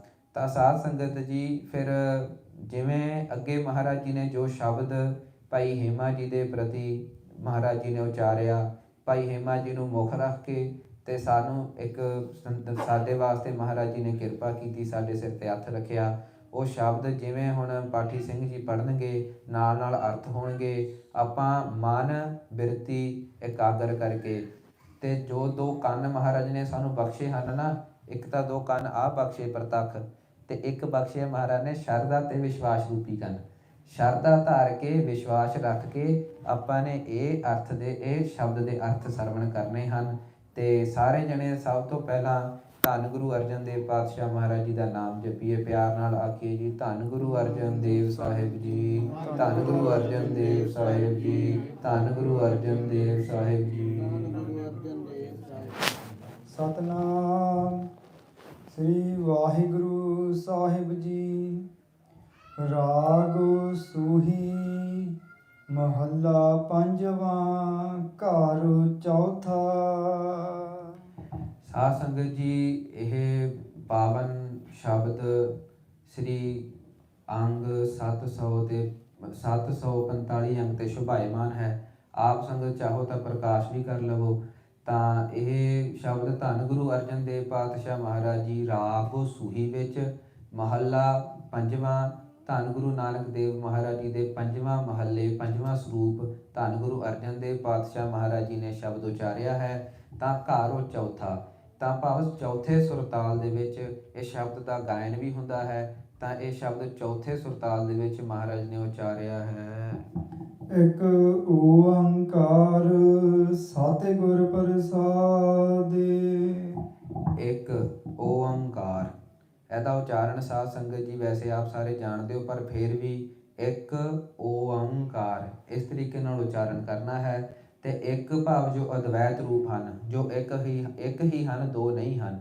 ਏਕ ਹੈ ਫਿਰ ਅਨੇਕ ਹੈ, ਸਾਰਿਆਂ ਅਨੇਕ ਹੈ ਫਿਰ ਏਕ ਹੈ। ਮਹਾਰਾਜ ਜੀ ਸਾਰਿਆਂ ਵਿੱਚ ਵਰਤ ਰਹੇ ਹਨ ਪਰ ਫਿਰ ਵੀ ਇੱਕ ਹਨ। ਤੇ ਓੰਕਾਰ ਸਾਰਿਆਂ ਦੇ ਪ੍ਰਕਾਸ਼ਕ ਹਨ ਮਹਾਰਾਜ। ਸਾਤੇ ਗੁਰ ਪ੍ਰਸਾਦਿ, ਸਾਤੇ ਗੁਰੂ ਨਾਨਕ ਦੇਵ ਮਹਾਰਾਜ ਜੀ ਦਾ ਰੂਪ ਧਾਰ ਕੇ ਧੰਨ ਗੁਰੂ ਅਰਜਨ ਦੇਵ ਮਹਾਰਾਜ ਦੇ ਰੂਪ ਵਿੱਚ ਪ੍ਰਸਾਦਿ ਭਾਰੀ ਕਿਰਪਾ ਹੀ ਕਿਰਪਾ ਕਰ ਰਹੇ ਹਨ। ਭਲੀ ਸੁਹਾਵੀ ਛਾਪਰੀ ਜਾ ਮਹਿ ਗੁਣ ਗਾਏ। ਸਾਧ ਸੰਗਤ ਜੀ, ਆਪ ਜੀ ਹੁਣ ਜਿਵੇਂ ਅਗਰ ਪ੍ਰਕਾਸ਼ ਕਰਕੇ ਆਪਾਂ ਫੋਨਾਂ ਤੇ ਦੇਖੀਏ ਤਾਂ ਸਾਨੂੰ ਪਤਾ ਲੱਗੂਗਾ ਕਿ ਮਹਾਰਾਜ ਜੀ ਨੇ ਇਹ ਦੋ ਪੰਕਤੀਆਂ ਦੇ ਸਾਧ ਸੰਗਤ ਜੀਓ ਛੰਦ ਬਣਾਏ ਹਨ, ਦੋ ਪੰਕਤੀਆਂ ਦੇ। ਤਾਂ ਇੱਕ ਵਿੱਚ ਮਹਾਰਾਜ ਜੀ ਨੇ ਦੱਸਿਆ ਹੈ ਕਿ ਕਿਹੜੀ ਚੀਜ਼ ਦਾ ਫਾਇਦਾ ਹੈ, ਇੱਕ ਵਿੱਚ ਮਹਾਰਾਜ ਜੀ ਨੇ ਦੱਸਿਆ ਹੈ ਵੀ ਇਹ ਚੀਜ਼ ਜੇ ਸਾਡੇ ਕੋਲ ਹੋਵੇ ਤਾਂ ਉਹਦਾ ਹੋਈ ਦਾ ਵੀ ਫਾਇਦਾ ਨਹੀਂ ਹੈ। ਤਾਂ ਮਹਾਰਾਜ ਜੀ ਉਰੇ ਦੱਸਦੇ ਹਨ ਵੀ ਭਲੀ ਸੁਹਾਵੀ ਛਾਪਰੀ ਜਾ ਮਹਿ ਗੁਣ ਗਾਏ। ਤਾਂ ਧੰਨ ਗੁਰੂ ਅਰਜਨ ਦੇਵ ਪਾਤਸ਼ਾਹ ਮਹਾਰਾਜ ਜੀ ਬਚਨ ਕਰਦੇ ਹਨ ਕਿ ਇਹ ਜੋ ਛਾਪਰੀ ਹੈ, ਭਾਵ ਜੋ ਇਹ ਝੁੰਗੀਆ ਹੈ, ਝੁੱਗੀ ਹੈ, ਤਾਂ ਇਹ ਭਲੀ ਹੈ ਭਾਈ, ਸੁਹਾਵੀ ਭਾਵ ਸੋਭਨੀਕ ਹੈ, ਜਿਹਦੇ ਵਿੱਚ ਬਹਿ ਕੇ ਅਸੀਂ ਧੰਨ ਗੁਰੂ ਨਾਨਕ ਦੇਵ ਮਹਾਰਾਜ ਜੀ ਦੇ ਗੁਣ ਗਾਏ ਹਨ। ਕਿਤ ਹੀ ਕਾਮੇ ਨਾ ਧੌਲ ਹਰ ਜੇ ਤੋ ਹਾਰੇ ਬਿਸਰਾਏ। ਸਾਧ ਸੰਗਤ ਜੀ, ਧੌਲ ਹਰ ਇਸ ਦਾ ਅਰਥ ਹੁੰਦਾ ਹੈ ਪੱਕੇ ਮਕਾਨ, ਉੱਚੇ ਮਹਿਲ ਮਾੜੀਆਂ। ਤਾਂ ਮਹਾਰਾਜ ਜੀ ਉਰੇ ਬਚਨ ਕਰਦੇ ਹਨ ਕਿ ਭਾਈ ਵੀ ਉਹ ਕਿਤ ਹੀ ਕਾਮ ਨਾ ਧੌਲ ਹਰ ਜੇ ਤੋ ਹਾਰੇ ਬਿਸਰਾਏ, ਵੀ ਉਹ ਐਸੇ ਪੱਕੇ ਮਕਾਨ ਕਿਸੇ ਕੰਮ ਦੇ ਨਹੀਂ, ਉਹਨਾਂ ਦੀ ਕੋਈ ਕੀਮਤ ਨਹੀਂ। ਕਿ ਕਿਉਂ ਨਹੀਂ ਕੀਮਤ ਹੈਗੀ? ਕਿਉਂਕਿ ਸੰਗਤ ਜੀ ਉਹਨਾਂ ਵਿੱਚ ਜਿਨ੍ਹਾਂ ਨੇ ਵਿਸ਼ੇ ਵਾਸ਼ਨਾਵਾਂ ਭੋਗਣੀਆਂ ਹਨ, ਮਹਾਰਾਜ ਜੀ ਨੂੰ ਵਿਸਰਾ ਦੇਣਾ ਹੈ, ਭਾਵ ਵਿਸਾਰ ਦੇਣਾ ਹੈ, ਨਾਮ ਨਹੀਂ ਜਪਣਾ, ਤਾਂ ਐਸੇ ਜੋ ਧੌਲ ਹਰ ਹਨ, ਐਸੇ ਜੋ ਪੱਕੇ ਮਕਾਨ ਹਨ, ਉਹ ਕਿਸੇ ਵੀ ਕੰਮ ਦੇ ਨਹੀਂ। ਕਿਉਂ ਕੰਮ ਦੇ ਨਹੀਂ? ਕਿਉਂਕਿ ਜੇ ਤੋਂ ਹਾਰੇ ਵਿਸਰਾਏ। ਉਹ ਧੌਲ ਹਰ ਨੂੰ ਦੇਖ ਕੇ ਤੇ ਮਨ ਵਿੱਚ ਹੰਕਾਰ ਆ ਜਾਣਾ ਵੀ ਭਾਈ ਸਾਰੀ ਦੁਨੀਆ ਸਭ ਤੋਂ ਥੱਲੇ ਹੈ, ਆਪਾਂ ਸਭ ਤੋਂ ਉੱਪਰ ਹਾਂ। ਜਦੋਂ ਹੰਕਾਰ ਆ ਗਿਆ ਸਾਧ ਸੰਗਤ ਜੀ, ਉਦੋਂ ਨਾ ਚਾਹੁੰਦੇ ਹੋਏ ਵੀ ਆਪਾਂ ਮਹਾਰਾਜ ਜੀ ਦੇ ਸ਼ਰੀਕ ਬਣ ਜਾਂਦੇ ਹਾਂ। ਕਿਉਂਕਿ ਹੰਕਾਰ ਕਰਕੇ ਜਿੱਥੇ ਹੰਕਾਰ ਆ ਗਿਆ ਉੱਥੇ ਪੰਜ ਵਿਕਾਰ ਆ ਗਏ, ਤਾਂ ਜਿੱਥੇ ਵਿਕਾਰ ਆ ਗਏ ਉੱਥੇ ਨਾਮ ਤਾਂ ਕਿੱਥੇ ਚੇਤੇ ਆਉਣਾ। ਤਾਂ ਇਸੇ ਤਰੀਕੇ ਨਾਲ ਸਾਧ ਸੰਗਤ ਜੀ, ਤਾਂ ਮਹਾਰਾਜ ਕਹਿੰਦੇ ਵੀ ਐਸੇ ਧੌਲ ਹਰ, ਐਸੇ ਪੱਕੇ ਮਕਾਨ, ਉਹਨਾਂ ਦੀ ਕੋਈ ਕੀਮਤ ਨਾ ਜਾਣੀਏ, ਉਹ ਕਿਸੇ ਕੰਮ ਦੇ ਨਹੀਂ ਆ। ਜੇਕਰ ਆਪਾਂ ਉਹਨਾਂ ਦੇ ਵਿੱਚ ਰਹਿੰਦੇ ਹੋਏ ਮਹਾਰਾਜ ਜੀ ਦਾ ਨਾਮ ਨਹੀਂ ਜਪਦੇ। ਤਾਂ ਇਸ ਨੂੰ ਸੰਗਤ ਦੀ ਪਿਛਲੀ ਪੰਕਤੀ ਨਾਲ ਆਪਾਂ ਨੇ ਰਿਲੇਟ ਕਰਕੇ ਨਾਲ ਚੱਲਣਾ ਹੈ। ਤਾਂ ਜਿਵੇਂ ਉਰੇ ਮਹਾਰਾਜ ਦੱਸਦੇ ਹਨ ਵੀ ਪੱਕੇ ਮਕਾਨ ਕਿਸੇ ਕੰਮ ਦੇ ਨਹੀਂ। ਕਿਉਂ ਕੰਮ ਦੇ ਨਹੀਂ? ਕਿਉਂਕਿ ਮਹਾਰਾਜ ਨੂੰ ਆਪਾਂ ਮਹਾਰਾਜ ਨੂੰ ਆਪਾਂ ਵਿਸਾਰ ਦਿੰਦੇ ਹਾਂ। ਤਾਂ ਪਰ ਦੂਜੇ ਪਾਸੇ ਭਲੀ ਸੁਹਾਵੀ ਛਾਪਰੀ ਜਾ ਮਹਿ ਗੁਣ ਗਾਏ, ਪਰ ਉਹ ਸੁਹਾਵੀ, ਉਹ ਭਲੀ ਹੈ, ਉਹ ਸੋਭਨੀਕ ਹੈ ਛਾਪਰੀ, ਉਹ ਝੁੰਗੀ, ਉਹ ਕੁੱਲੀ, ਜਿਹਦੇ ਵਿੱਚ ਉਹ ਟੁੱਟੀ ਭੁੱਠੀ ਝੌਂਪੜੀ ਵੀ ਮਹਾਰਾਜ ਕਹਿੰਦੇ ਵੀ ਭਲੀ ਹੈ, ਜਿਹਦੇ ਵਿੱਚ ਮਹਾਰਾਜ ਜੀ ਦੇ ਗੁਣ ਗਾਏ ਜਾਂਦੇ ਹਨ। ਮਹਾਰਾਜ ਜੀ ਵਿਸ਼ਰਾਮ ਦੇ ਕੇ ਅੱਗੇ ਫਰਮਾਨ ਕਰਦੇ ਹਨ। ਆਨੰਦੋ ਗਰੀਬੀ ਸਾਧ ਸੰਗੇ ਜੇ ਤੋ ਪ੍ਰਭ ਚੇਤੇ ਆਏ। ਸਾਧ ਸੰਗਤ ਜੀ, ਇਹ ਹੁਣ ਜੋ ਦਸ਼ਾ ਹੈ, ਇਹ ਭਾਈ ਹੇਮਾ ਜੀ ਦੀ ਦਸ਼ਾ ਹੈ। ਹੁਣ ਭਾਈ ਹੇਮਾ ਜੀ ਆਖਦੇ ਹਨ ਕਿ ਵੀ ਸਾਧ ਸੰਗੇ, ਸਾਧ ਧੰਨ ਗੁਰੂ ਅਰਜਨ ਦੇਵ ਪਾਤਸ਼ਾਹ ਮਹਾਰਾਜ ਜੀ ਸੰਗੇ, ਉਹਨਾਂ ਦੀ ਸੰਗਤ ਕਰਨੇ ਕਰਕੇ, ਮਹਾਰਾਜ ਜੀ ਦੀ ਸੰਗਤ ਕਰਨੇ ਕਰਕੇ ਜੇ ਤੋਂ ਪ੍ਰਭ ਚੇਤੇ ਆਵੇ। ਤੇ ਉਹ ਮਹਾਰਾਜ ਦੀ ਸੰਗਤ ਕਰਨੇ ਕਰਕੇ ਸਾਨੂੰ ਅਕਾਲ ਪੁਰਖ ਸਾਹਿਬ ਜੀ ਚੇਤੇ ਆਉਂਦੇ। ਭਾਈ ਹੇਮਾ ਜੀ ਦੱਸਦੇ ਹਨ ਵੀ ਸਾਨੂੰ ਮਹਾਰਾਜ ਜੀ ਦਾ ਚੇਤਾ ਆਇਆ, ਜਿਹਦੇ ਕਰਕੇ ਕੀ ਹੋਇਆ ਵੀ ਇੱਕ ਆਨੰਦ ਗਰੀਬੀ, ਇਹ ਜੋ ਗਰੀਬੀ ਹੈ ਆਨੰਦ ਰੂਪੀ ਹੋ ਗਈ। ਹੁਣ ਭਗਤ ਭਾਈ ਹੇਮਾ ਜੀ ਤੇ ਇੰਨੇ ਗਰੀਬ ਸਨ, ਪਰ ਸਾਧ ਸੰਗੇ ਜੇ ਤੋਂ ਪ੍ਰਭ ਚੇਤੇ ਆਏ, ਸਾਧ ਸੰਗਤ ਕਰਨੇ ਕਰਕੇ, ਮਹਾਰਾਜ ਦੀ ਸੰਗਤ ਕਰਨੇ ਕਰਕੇ ਅਕਾਲ ਪੁਰਖ ਜੀ ਦਾ ਚੇਤਾ ਆਇਆ ਤੇ ਇਹ ਗਰੀਬੀ ਆਨੰਦ ਰੂਪੀ ਹੋ ਗਈ। ਜਾਲੇ ਜਾਓ ਇਹੋ ਬੜਪਨਾ ਮਾਇਆ ਲਪਟਾਏ। ਹੁਣ ਸਾਧ ਸੰਗਤ ਜੀ ਮਹਾਰਾਜ ਦੱਸਦੇ ਹਨ ਕਿ ਜਾਲੇ ਜਾਓ, ਵੀ ਜਲਣ ਯੋਗ ਹੈ ਇਹੋ ਬੜਪਨਾ। ਹੁਣ ਬੜਪਨਾ ਕੀ ਹੁੰਦਾ ਸਾਧ ਸੰਗਤ ਜੀ, ਸਿੱਧੇ ਅਰਥਾਂ ਵਿੱਚ ਆਪਾਂ ਅਗਰ ਸਮਝੀਏ ਤਾਂ ਬੜਪਨਾ ਹੰਕਾਰ ਦਾ ਅੱਗੇ ਹੰਕਾਰ ਦਾ ਰੂਪ ਹੈ। ਤਾਂ ਜਿਵੇਂ ਹੁਣ ਸਾਧ ਸੰਗਤ ਜੀ ਕਈ ਪ੍ਰਾਣੀ ਇੱਦਾਂ ਕਹਿ ਦਿੰਦੇ ਆ, ਉਹ ਭਾਈ ਅਸੀਂ ਫਕੀਰਾਂ ਕੋਲੇ ਜਾਂਦੇ ਚੰਗੇ ਲੱਗਦੇ ਆ, ਉਹ ਇਹ ਬਚਨ ਕਰਕੇ ਸੰਗਤ ਵਿੱਚ ਨਹੀਂ ਆਉਂਦੇ। ਤਾਂ ਮਹਾਰਾਜ ਕਹਿੰਦੇ ਹਨ, ਜਾਲੇ ਜਾਓ ਇਹੋ ਬੜਪਨਾ ਮਾਇਆ ਲਪਟਾਏ। ਹੁਣ ਮਹਾਰਾਜ ਕਹਿੰਦੇ ਇਹ ਸਾਧ ਸੰਗਤ ਜੀ ਵੱਡੇ ਪੁਣੇ ਹੋਣ ਕਰਕੇ ਹੀ ਮਾਇਆ ਦੇ ਵਿੱਚ ਬੰਦਾ ਲਪਟਿਆ ਜਾਂਦਾ। ਜਦੋਂ ਵੱਡਾ ਪੁਣਾ ਆ ਗਿਆ, ਹੰਕਾਰ ਆ ਗਿਆ, ਜਿੱਥੇ ਸੰਗਤ ਜੀ ਹੰਕਾਰ ਆ ਗਿਆ, ਉੱਥੇ ਕਾਮ, ਕ੍ਰੋਧ, ਲੋਭ, ਮੋਹ ਪਿੱਛੇ ਨਹੀਂ ਰਹਿੰਦੇ, ਉਹ ਸਭ ਤੋਂ ਮੂਹਰੇ ਆ ਜਾਂਦੇ। ਤਾਂ ਮਹਾਰਾਜ ਕਹਿੰਦੇ ਇਹ ਮਾਇਆ ਹੈ, ਮਾਇਆ ਝੂਠੀ ਹੈ, ਅਕਾਲ ਪੁਰਖ ਜੀ ਸੱਚੇ ਹਨ। ਤਾਂ ਇਹ ਮਾਇਆ ਆਪਾਂ ਝੂਠਿਆਂ ਦੇ ਵਿੱਚ ਫਿਰ ਬੰਦਾ ਲਿਪਟ ਜਾਂਦਾ ਹੈ। ਜਦੋਂ ਵੱਡਪਨਾ ਜਿੱਥੇ ਵੀ ਆ ਜਾਵੇ ਸਾਧ ਸੰਗਤ ਜੀ, ਉੱਥੇ ਫਿਰ ਬੰਦਾ ਮਾਇਆ ਵਿੱਚ ਲਪਟਿਆ ਜਾਂਦਾ ਹੈ, ਵਿਸ਼ੇ ਵਾਸ਼ਨਾ ਭੋਗਣ ਲੱਗ ਜਾਂਦਾ ਹੈ। ਤਾਂ ਮਹਾਰਾਜ ਕਹਿੰਦੇ ਹਨ ਵੀ ਭਾਈ ਇਹ ਜਲਣਯੋਗ ਹੈ ਐਸਾ ਵੱਡਪਨਾ ਜਿਹਦੇ ਕਰਕੇ ਸਾਨੂੰ ਮਾਇਆ ਦੇ ਵਿੱਚ ਲਿਪਟਣਾ ਪੈਂਦਾ। ਤਾਂ ਹੁਣ ਸਾਧ ਸੰਗਤ ਜੀ ਜਿਵੇਂ ਆਪਾਂ ਪਿਛਲੀ ਵਾਰ ਵੀ ਕੀਤਾ ਸੀਗਾ, ਇਹ ਪੰਕਤੀ ਨੂੰ ਵੀ ਪਿੱਛੇ ਵਾਲੀ ਪੰਕਤੀ ਨਾਲ ਦੇਖਣਾ ਆਪਾਂ ਨੇ। ਪਿੱਛੇ ਮਹਾਰਾਜ ਨੇ ਕਿਹਾ ਵੀ ਆਨੰਦ ਗਰੀਬੀ ਸਾਧ ਸੰਗੇ ਜੇ ਤੋਂ ਪ੍ਰਭ ਚੇਤੇ ਆਵੇ। ਹੁਣ ਸਾਧ ਸੰਗਤ ਜੀ ਜੋ ਗਰੀਬੀ ਹੈ, ਤਾਂ ਗਰੀਬੀ ਮਨ ਦੀ ਗਰੀਬੀ ਹੋਣੀ ਚਾਹੀਦੀ ਹੈ। ਸਭ ਤੋਂ ਜ਼ਰੂਰੀ ਮਨ ਦੀ ਗਰੀਬੀ ਭਾਵ ਨਿਮਰਤਾ। ਮਹਾਰਾਜ ਕਹਿੰਦੇ ਵੀ ਉਸ ਗਰੀਬੀ ਦੇ ਵਿੱਚ ਉਸ ਮਨ ਦੀ ਨਿਮਰਤਾ ਵਿੱਚ ਆਨੰਦ ਹੈ। ਪਰ ਦੂਜੇ ਪਾਸੇ ਵੱਡਪਨਾ ਮਾਇਆ ਲਪਟਾਏ, ਜਿੱਥੇ ਵੱਡਪਨਾ ਆ ਗਿਆ ਉੱਥੇ ਮਾਇਆ ਦੇ ਵਿੱਚ ਲਪਟ ਜਾਂਦਾ ਹੈ, ਭਾਵ ਨਾਮ ਨਹੀਂ ਚੇਤਾ ਆਉਂਦਾ। ਤਾਂ ਐਸਾ ਜੋ ਵੱਡਪਨਾ ਹੈ ਇਹ ਜਲਣਯੋਗ ਹੈ, ਤੇ ਮਹਾਰਾਜ ਕਹਿੰਦੇ ਵੀ ਇਹ ਜਲ ਜਾਣਾ ਚਾਹੀਦਾ ਹੈ। ਪੀਸਨੋ ਪੀਸੇ ਓੜੇ ਕਾਮਰੀ ਸੁਖ ਮਾਨੋ ਸੰਤੋ ਖਾਏ। ਗੁਰਪ੍ਰਸਾਦ ਸਾਧ ਸੰਗਤ ਜੀ ਇਹ ਮਹਾਰਾਜ ਉਰੇ ਦੱਸਦੇ ਹਨ ਵੀ ਪੀਸਾਨੋ ਪੀਸੇ ਓੜੇ ਕਾਮਰੀ ਸੁਖ ਮਾਨੋ ਸੰਤੋ ਖਾਏ। ਪਾਤਸ਼ਾਹ ਜੀ ਉਰੇ ਆਖਦੇ ਹਨ ਪੀਸਾਨੋ, ਸਾਧ ਸੰਗਤ ਜੀ ਪੀਸਾਨੋ ਹੁੰਦੀ ਚੱਕੀ। ਮਹਾਰਾਜ ਕਹਿੰਦੇ ਵੀ ਪੀਸਾਨੋ ਪੀਸੇ ਵੀ ਚੱਕੀ ਨੂੰ ਪੀਸਣਾ ਹੈ। ਓੜੇ ਕਾਮਰੀ ਵੀ ਜੋ ਓੜ ਭਾਵ ਉੱਪਰ ਲੈ ਲੈਣੀ ਹੈ, ਕਾਮਰੀ ਭਾਵ ਕੰਬਲੀ, ਜਿਹੜੀ ਭਾਈ ਹੇਮਾ ਜੀ ਦੀ ਫਟੀ ਪੁਰਾਣੀ ਕੰਬਲੀ। ਤੇ ਸੁਖ ਮਾਨੋ ਸੰਤੋ ਖਾਏ। ਹੁਣ ਸਾਧ ਸੰਗਤ ਜੀ ਇਹ ਚੱਕੀ ਪੀਸ ਕੇ ਉਰੇ ਹੁਣ ਚੱਕੀ ਜਿਵੇਂ ਭਗਤ ਜਸਵੰਤ ਸਿੰਘ ਜੀ ਮਹਾਂਪੁਰਖ, ਤਾਂ ਮਹਾਂਪੁਰਖ ਕਹਿੰਦੇ ਵੀ ਭਾਈ ਆਟਾ ਛਕਣਾ ਚੱਕੀ ਦਾ, ਮੁੱਲ ਦਾ ਆਟਾ ਨਹੀਂ ਲੈ ਕੇ ਛਕਣਾ। ਔਰਗੈਨਿਕ ਕਣਕ ਲਿਆਓ, ਚੱਕੀ ਵਿੱਚ ਪਾਓ, ਆਟਾ ਬਣਾਓ ਤੇ ਛਕੋ। ਤਾਂ ਉਹ ਭਗਤ ਜੀ ਮਹਾਂਪੁਰਖ ਕਹਿੰਦੇ ਵੀ ਧੰਨ ਗੁਰੂ ਗ੍ਰੰਥ ਸਾਹਿਬ ਮਹਾਰਾਜ ਜੀ ਦਾ ਹੁਕਮ ਹੈ। ਤਾਂ ਸਾਧ ਸੰਗਤ ਜੀ ਅਸੀਂ ਸੋਚੀ ਪੈ ਜਾਣਾ ਵੀ ਕਿੱਥੇ ਧੰਨ ਗੁਰੂ ਗ੍ਰੰਥ ਸਾਹਿਬ ਮਹਾਰਾਜ ਜੀ ਨੇ ਹੁਕਮ ਦਿੱਤਾ ਵੀ ਚੱਕੀ ਪੀ ਕੇ ਆਟਾ ਖਾਣਾ।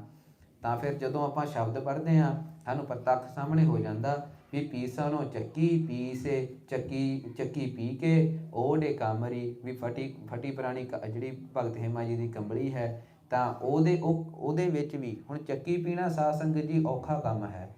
ਪਹਿਲਾਂ ਚੱਕੀ ਪੀਵਾਂਗੇ ਆਟਾ ਨਿਕਲੂਗਾ, ਤੇ ਨਹੀਂ ਅੱਜ ਕੱਲ੍ਹ ਤਾਂ ਮੁੱਲ ਦਾ ਲੈ ਕੇ ਆਪਾਂ ਛਕ ਹੀ ਲੈਂਦੇ ਹਾਂ। ਤਾਂ ਪੀਸਾਨੋ ਪੀਸੇ ਓੜੇ ਕਾਮਰੀ ਸੁਖ ਮਾਨੋ ਸੰਤੋ ਖਾਏ।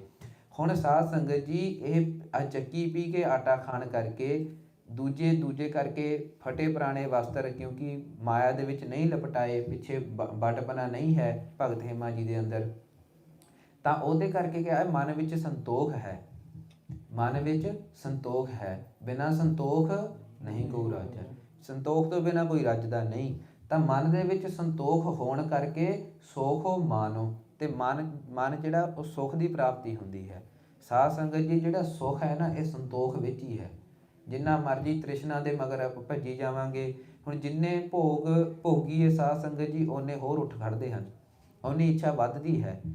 ਕੋਈ ਆਦਮੀ ਕਹਿੰਦਾ ਹੈ, ਦਾਸਨ ਦਾਸ ਨੂੰ ਪਤਾ ਹੈ ਵੀ ਕਈ ਪ੍ਰੇਮੀ ਕਹਿੰਦੇ ਹਨ ਵੀ ਦਾਸਨ ਦਾਸ ਅੱਜ ਇਹ ਖਾ ਲੈਂਦਾ ਤੇ ਬਸ ਫਿਰ ਕੱਲ੍ਹ ਤੋਂ ਨਹੀਂ ਖਾਵਾਂਗੇ, ਪਰ ਉਹ ਭੁੱਲ ਜਾਂਦੇ ਆ ਵੀ ਅੱਜ ਜੇ ਖਾ ਲਿਆ ਤਾਂ ਹੋਰ ਇੱਛਾ ਵੱਧ ਜਾਣੀ। ਤਾਂ ਇਹ ਭੋਗ ਹੈ, ਮਿੱਠਾ ਹੈ। ਭਗਤ ਜੀ ਮਹਾਂਪੁਰਖ ਮਿੱਠਾ ਛਕਣੇ ਨੂੰ ਮਨਾ ਕਰਦੇ ਆ ਸਾਧ ਸੰਗਤ ਜੀ, ਮਿੱਠਾ ਨਹੀਂ ਖਾਣਾ ਚਾਹੀਦਾ। ਮਿੱਠਾ ਕੌੜਾ ਦੋਵੇਂ ਰੋਗ, ਇਹ ਦੋਵੇਂ ਰੋਗ ਰੂਪ ਹਨ। ਤਾਂ ਇਸੇ ਤਰ੍ਹਾਂ ਸਾਧ ਸੰਗਤ ਜੀ ਸੰਤੋਖ ਨਹੀਂ ਹੈ ਤਾਂ ਮਨ ਵਿੱਚ ਸੁੱਖ ਨਹੀਂ ਹੈ। ਤਾਂ ਉਰੇ ਮਹਾਰਾਜ ਦੱਸਦੇ ਹਨ ਵੀ ਪੀਸੋ ਨੂੰ ਪੀਸੇ ਓੜੇ ਕਾਮਰੀ ਵੀ ਜੋ ਐਸੇ ਭਾਵ ਗਰੀਬੀ ਦੇ ਵਿੱਚ ਹੋ ਕੇ ਵੀ, ਚੱਕੀ ਪੀ ਕੇ ਖਾ ਕੇ ਵੀ, ਤੇ ਪਰ ਮਨ ਵਿੱਚ ਸੰਤੋਖ ਹੋਣ ਕਰਕੇ ਸੁਖ ਮਾਨੋ, ਇਸ ਮਨ ਦੇ ਵਿੱਚ ਸੁਖ ਹੈ, ਮਨ ਨੂੰ ਸੁਖ ਦੀ ਪ੍ਰਾਪਤੀ ਹੈ ਤੇ ਭਾਵ ਆਨੰਦ ਦੀ ਪ੍ਰਾਪਤੀ ਹੈ। ਹੁਣ ਦੂਜੇ ਪਾਸੇ ਸਾਧ ਸੰਗਤ ਜੀ, ਅਗਰ ਆਪਾਂ ਇਹਦਾ ਥੋੜ੍ਹਾ ਜਿਹਾ ਗਹਿਰਾ ਅਰਥ ਕਰਕੇ ਦੇਖੀਏ, ਗਹਿਰਾ ਅਰਥ ਸੋਚੀਏ, ਤਾਂ ਸਾਧ ਸੰਗਤ ਜੀ ਮਹਾਰਾਜ ਸਾਨੂੰ ਇੱਕ ਜੁਗਤੀ ਦੱਸਦੇ ਆ। ਹੁਣ ਜੁਗਤੀ ਕਿਹੜੀ ਦੱਸਦੇ ਆ? ਵੀ ਮਨ ਦੇ ਵਿੱਚ ਅਗਰ ਤੁਸੀਂ ਸੰਤੋਖ ਲਿਆਉਣਾ ਤਾਂ ਤੁਹਾਨੂੰ ਕਿਵੇਂ ਆਊਗਾ ਸੰਤੋਖ? ਤਾਂ ਮਹਾਰਾਜ ਉਰੇ ਦੱਸਦੇ ਹਨ ਵੀ ਪੀਸੋ ਨੂੰ ਪੀਸੇ, ਜਿਹੜੇ ਵਿਸ਼ੇ ਵਾਸ਼ਨਾ ਰੂਪੀ ਹੈ ਨਾ ਭੋਗ ਭੋਗਣੇ, ਉਹਨਾਂ ਨੂੰ ਚੱਕੀ 'ਚ ਪਾ ਕੇ ਪੀ ਦਿਓ ਭਾਈ, ਉਹਨਾਂ ਨੂੰ ਨਾ ਭੋਗੋ। ਅੱਗੇ ਓੜੇ ਕਾਮਰੀ ਤੇ ਲੱਜਾ ਦੀ, ਗਰੀਬੀ ਦੀ, ਮਨ ਦੀ ਗਰੀਬੀ ਦੀ, ਕਾਮਰੀ ਭਾਵ ਕੰਬਲੀ ਦੀ ਬੁੱਕਲ ਮਾਰ ਲਓ, ਭਾਵ ਗਰੀਬੀ ਗਦਾ ਹਮਾਰੀ ਖੰਨਾ ਸਗਲ ਰੇ ਨਸ਼ਾਰੀ, ਵੀ ਗਰੀਬੀ ਦੀ ਗਦਾ ਰੱਖੋ, ਭਾਵ ਗਰੀਬੀ ਨੂੰ ਹਥਿਆਰ ਬਣਾ ਕੇ ਰੱਖੋ, ਗਰੀਬੀ ਮਨ ਦੇ ਵਿੱਚ ਲੈ ਕੇ ਆਓ, ਤਾਂ ਉਹਦੇ ਨਾਲ ਕਿਆ ਹੋਊਗਾ? ਸੰਤੋਖ ਆਊਗਾ, ਤੇ ਸੰਤੋਖ ਆਉਣ ਨਾਲ ਕਿਆ ਹੋਊਗਾ? ਮਨ ਸੁਖੀ ਹੋ ਜਾਊਗਾ। ਮਨ ਦੇ ਵਿੱਚ ਆਤਮ ਰਸ, ਜਿਹੜਾ ਆਤਮਾ ਦਾ ਰਸ ਹੈ, ਉਹਦੀ ਪ੍ਰਾਪਤੀ ਹੋਣ ਲੱਗ ਜੂਗੀ। ਕਿਉਂ ਹੋਊਗੀ? ਕਿਉਂਕਿ ਮਨ ਵਿੱਚ ਸੰਤੋਖ ਆ ਗਿਆ। ਤਾਂ ਇਸੇ ਤਰੀਕੇ ਨਾਲ ਮਹਾਰਾਜ ਆਖਦੇ ਹਨ, ਪੀਸੋ ਨੂੰ ਪੀਸੇ ਓਢੇ ਕਾਮਰੀ, ਸੁਖ ਮਾਨੋ ਸੰਤੋਖਾਏ। ਐਸੋ ਰਾਜੋ ਨ ਕਿਤੈ ਕਾਜੇ, ਜੇ ਤੋ ਨਹ ਤ੍ਰਿਪਤਾਏ। ਸਾਧ ਸੰਗਤ ਜੀ, ਧੰਨ ਗੁਰੂ ਰਾਮਦਾਸ ਪਾਤਸ਼ਾਹ ਜੀ, ਧੰਨ ਗੁਰੂ ਰਾਮਦਾਸ ਪਾਤਸ਼ਾਹ ਜੀ ਮਹਾਰਾਜ ਜੀ ਨੇ ਦੇ ਫਿਟਕਾਰੇ ਹੋਏ, ਜਿਹਨੂੰ ਆਪਾਂ ਖਾਲਸਾ ਪੰਥ ਨੌਰੰਗਾ ਕਹਿੰਦੇ ਆ ਸਾਧ ਸੰਗਤ ਜੀ, ਤਾਂ ਉਹ ਨੌਰੰਗੇ ਨੇ ਧੰਨ ਗੁਰੂ ਤੇਗ ਬਹਾਦਰ ਪਾਤਸ਼ਾਹ ਮਹਾਰਾਜ ਜੀ ਨੂੰ ਸ਼ਹੀਦ ਕਰਵਾਇਆ। ਭਾਈ ਮਤੀ ਦਾਸ ਜੀ ਨੂੰ ਸ਼ਹੀਦ ਕਰਵਾਇਆ, ਭਾਈ ਸਤੀ ਰਾਮ ਜੀ ਨੂੰ ਸ਼ਹੀਦ ਕਰਵਾਇਆ, ਤੇ ਉਸ ਤੋਂ ਬਾਅਦ ਭਾਈ ਮਨੀ ਸਿੰਘ ਜੀ ਨੂੰ ਸ਼ਹੀਦ ਕਰਵਾਇਆ, ਤੇ ਸਰਮੱਧ ਵਰਗੇ, ਬੇਨਵੇ ਫਕੀਰਾਂ ਵਰਗੇ ਕਿੰਨੇ ਹੀ ਮਹਾਂਪੁਰਖਾਂ ਨੂੰ ਸ਼ਹੀਦ ਕਰਵਾਇਆ। ਤਾਂ ਸਾਧ ਸੰਗਤ ਜੀ, ਐਸਾ ਜੋ ਰਾਜ ਹੈ ਤਾਂ ਉਹਨੂੰ ਮਹਾਰਾਜ ਉਰੇ ਸਾਧ ਸੰਗਤ ਜੀ ਉਹ ਆਖਦੇ ਹਨ, ਐਸੋ ਰਾਜ ਨਾ ਕਿਤੈ ਕਾਜੇ, ਜੇ ਤੋ ਨਹ ਤ੍ਰਿਪਤਾਏ। ਹੁਣ ਸਾਧ ਸੰਗਤ ਜੀ, ਉਹਦੀ ਤ੍ਰਿਸ਼ਨਾ ਬੁਝੀ ਤਾਂ ਨਹੀਂ, ਕਿੰਨੇ ਜਣਿਆਂ ਨੂੰ ਮਾਰਤਾ, ਸਾਰਿਆਂ ਨੂੰ ਕਹਿੰਦਾ ਵੀ ਇਸਲਾਮ 'ਚ ਕਨਵਰਟ ਕਰਨਾ, ਉਹ ਇੱਕ ਜਣੇ ਨੂੰ ਮਾਰਦਾ ਤੇ ਹੋਰ ਤ੍ਰਿਸ਼ਨਾ ਅੱਗੇ ਦੀ ਅੱਗੇ ਵਧੀ ਜਾਂਦੀ। ਤਾਂ ਸਾਧ ਸੰਗਤ ਜੀ, ਉਹ ਮਹਾਰਾਜ ਉਰੇ ਆਖਦੇ ਹਨ ਵੀ ਐਸਾ ਰਾਜ ਕਿਸੇ ਕੰਮ ਦਾ ਨਹੀਂ, ਐਸਾ ਰਾਜ ਕਿਸੇ ਕੰਮ ਦਾ ਨਹੀਂ, ਐਸੋ ਰਾਜ ਨਾ ਕਿਤੈ ਕਾਜੇ, ਕੋਈ ਕੰਮ ਦਾ ਨਹੀਂ, ਜੇ ਤੋ ਨਹ ਤ੍ਰਿਪਤਾਏ। ਹੁਣ ਸਾਧ ਸੰਗਤ ਜੀ, ਰਾਜ ਜਿਵੇਂ ਸਭ ਤੋਂ ਇੱਕ ਮਸ਼ਹੂਰ ਗੱਲ ਹੈ, ਬੜੀ ਛੋਟੀ ਹੈ ਪਰ ਉਹਦਾ ਅਰਥ ਬੜਾ ਭਾਰੀ ਹੈ। ਤਪੋ ਰਾਜ ਰਾਜੋ ਨਰਕ, ਤਪ ਕਰਨੇ ਕਰਕੇ ਰਾਜ ਦੀ ਪ੍ਰਾਪਤੀ ਹੋ ਜਾਂਦੀ ਹੈ, ਤੇ ਰਾਜ ਵਿੱਚ ਐਸੇ ਕਾਰਜ ਕਰਨੇ ਕਰਕੇ ਨਰਕ ਦੀ ਪ੍ਰਾਪਤੀ ਹੋ ਜਾਂਦੀ ਹੈ। ਤਾਂ ਮਹਾਰਾਜ ਕਹਿੰਦੇ ਵੀ ਐਸੋ ਰਾਜ ਨਾ ਕਿਤੈ ਕਾਜੇ, ਜੇ ਤੋ ਨਹ ਤ੍ਰਿਪਤਾਏ। ਦੂਜਾ ਅਰਥ ਸਾਧ ਸੰਗਤ ਜੀ, ਰਾਜੋ ਦਾ ਅਰਥ ਹੁੰਦਾ ਰਜੋ ਗੁਣ, ਰਜੋ ਹੁੰਦੀ ਰੱਸੀ, ਰਾਜ ਹੁੰਦੀ ਰੱਸੀ, ਤੇ ਰੱਸੀ ਭਾਵ ਜਿਹੜਾ ਰਾਜਾ ਹੁੰਦਾ ਉਹ ਚਾਹੁੰਦਾ ਵੀ ਹਰ ਕਿਸੇ ਨੂੰ ਮੈਂ ਰੱਸੀ ਪਾ ਕੇ ਰੱਖਾਂ, ਜੇ ਹਰ ਕੋਈ ਮੇਰੇ ਅਕੋਰਡਿੰਗ ਚੱਲੇ, ਹਰ ਕੋਈ ਮੇਰੇ ਅਨੁਸਾਰੀ ਹੋ ਕੇ ਚੱਲੇ। ਤਾਂ ਮਹਾਰਾਜ ਕਹਿੰਦੇ ਐਸੋ ਰਾਜ ਨਾ ਕਿਤੈ ਕਾਜ, ਵੀ ਐਸਾ ਰਾਜ ਸਾਰਿਆਂ ਨੂੰ ਆਪਣੇ ਅਨੁਸਾਰੀ ਚਲਾ ਵੀ ਲਵੇਂਗਾ ਤਾਂ ਜੇ ਤੋ ਨਹ ਤ੍ਰਿਪਤਾਏ, ਪਰ ਫਿਰ ਵੀ ਤੇਰੇ ਮਨ ਦੀ ਤ੍ਰਿਸ਼ਨਾ ਨਹੀਂ ਬੁਝਣੀ ਹੈਗੀ। ਤਾਂ ਇਸ ਪ੍ਰਕਾਰ ਮਹਾਰਾਜ ਉਰੇ ਬਚਨ ਕਰਦੇ ਹਨ, ਐਸੋ ਰਾਜੋ ਨਾ ਕਿਤੈ ਕਾਜ, ਜੇ ਤੋ ਨਹ ਤ੍ਰਿਪਤਾਏ।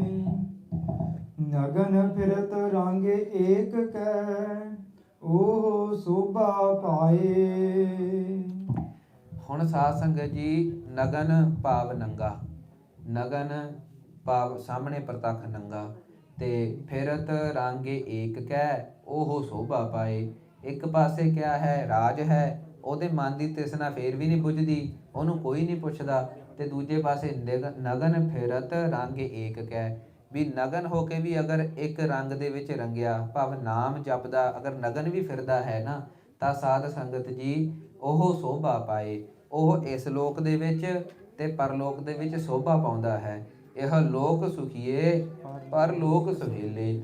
ਤਾਂ ਮਹਾਰਾਜ ਐਸੀ ਕਿਰਪਾ ਕਰਦੇ ਹਨ ਵੀ ਅਗਰ ਨਗਨ ਵੀ ਕੋਈ ਫਿਰਦਾ ਹੈ, ਜਿਵੇਂ ਭਾਈ ਹੇਮਾ ਜੀ ਨੂੰ ਸਾਧ ਸੰਗਤ ਜੀ ਉਹ ਸਾਖੀ ਆਪਾਂ ਨੇ ਅੱਖਾਂ ਮੂਹਰੇ ਦਰਸ਼ਨ ਕਰਨੇ ਹਨ, ਸਾਹਮਣੇ ਪ੍ਰਤੱਖ ਦਰਸ਼ਨ ਕਰਨੇ ਹਨ ਕਿ ਭਾਈ ਹੇਮਾ ਜੀ ਸਿਲਾ ਚੁਗਦੇ ਹਨ ਚੱਕੀ 'ਚ ਪਾਉਂਦੇ ਹਨ, ਆਟਾ ਬਣਾਉਂਦੇ ਹਨ, ਆਪ ਨਹੀਂ ਛਕਦੇ। ਕਿਹਨਾਂ ਨੂੰ ਛਕਾਉਂਦੇ ਹਨ? ਫਕੀਰਾਂ, ਮਹਾਂਪੁਰਖਾਂ ਨੂੰ, ਰਾਹ ਜਾਂਦੇ ਪਾਂਧਿਆਂ ਨੂੰ। ਭਾਵ ਬ੍ਰਹਮ ਗਿਆਨੀ ਕੈ ਪਰ ਉਪਕਾਰ ਉਮਾਹਾ। ਬ੍ਰਹਮ ਗਿਆਨੀ ਪਰ ਉਪਕਾਰ ਉਮਾਹਾ। ਬ੍ਰਹਮ ਗਿਆਨੀ ਮਹਾਂਪੁਰਖ ਉਮਾਹਾ ਭਾਵ ਚਾਅ ਉਤਸ਼ਾਹ। ਪਰਉਪਕਾਰ ਕਰਨ ਦਾ ਮਹਾਂਪੁਰਖਾਂ ਦੇ ਮਨ ਵਿੱਚ ਚਾਅ ਹੁੰਦਾ ਹਮੇਸ਼ਾ ਹੀ। ਤਾਂ ਕਿੰਨਾ ਮਨ ਦੇ ਵਿੱਚ ਸੰਤੋਖ ਹੈ, ਤੇ ਉਸ ਤੋਂ ਬਾਅਦ ਉਹ ਵੀ ਸੋਭਾ ਪਾ ਰਹੇ ਹਨ।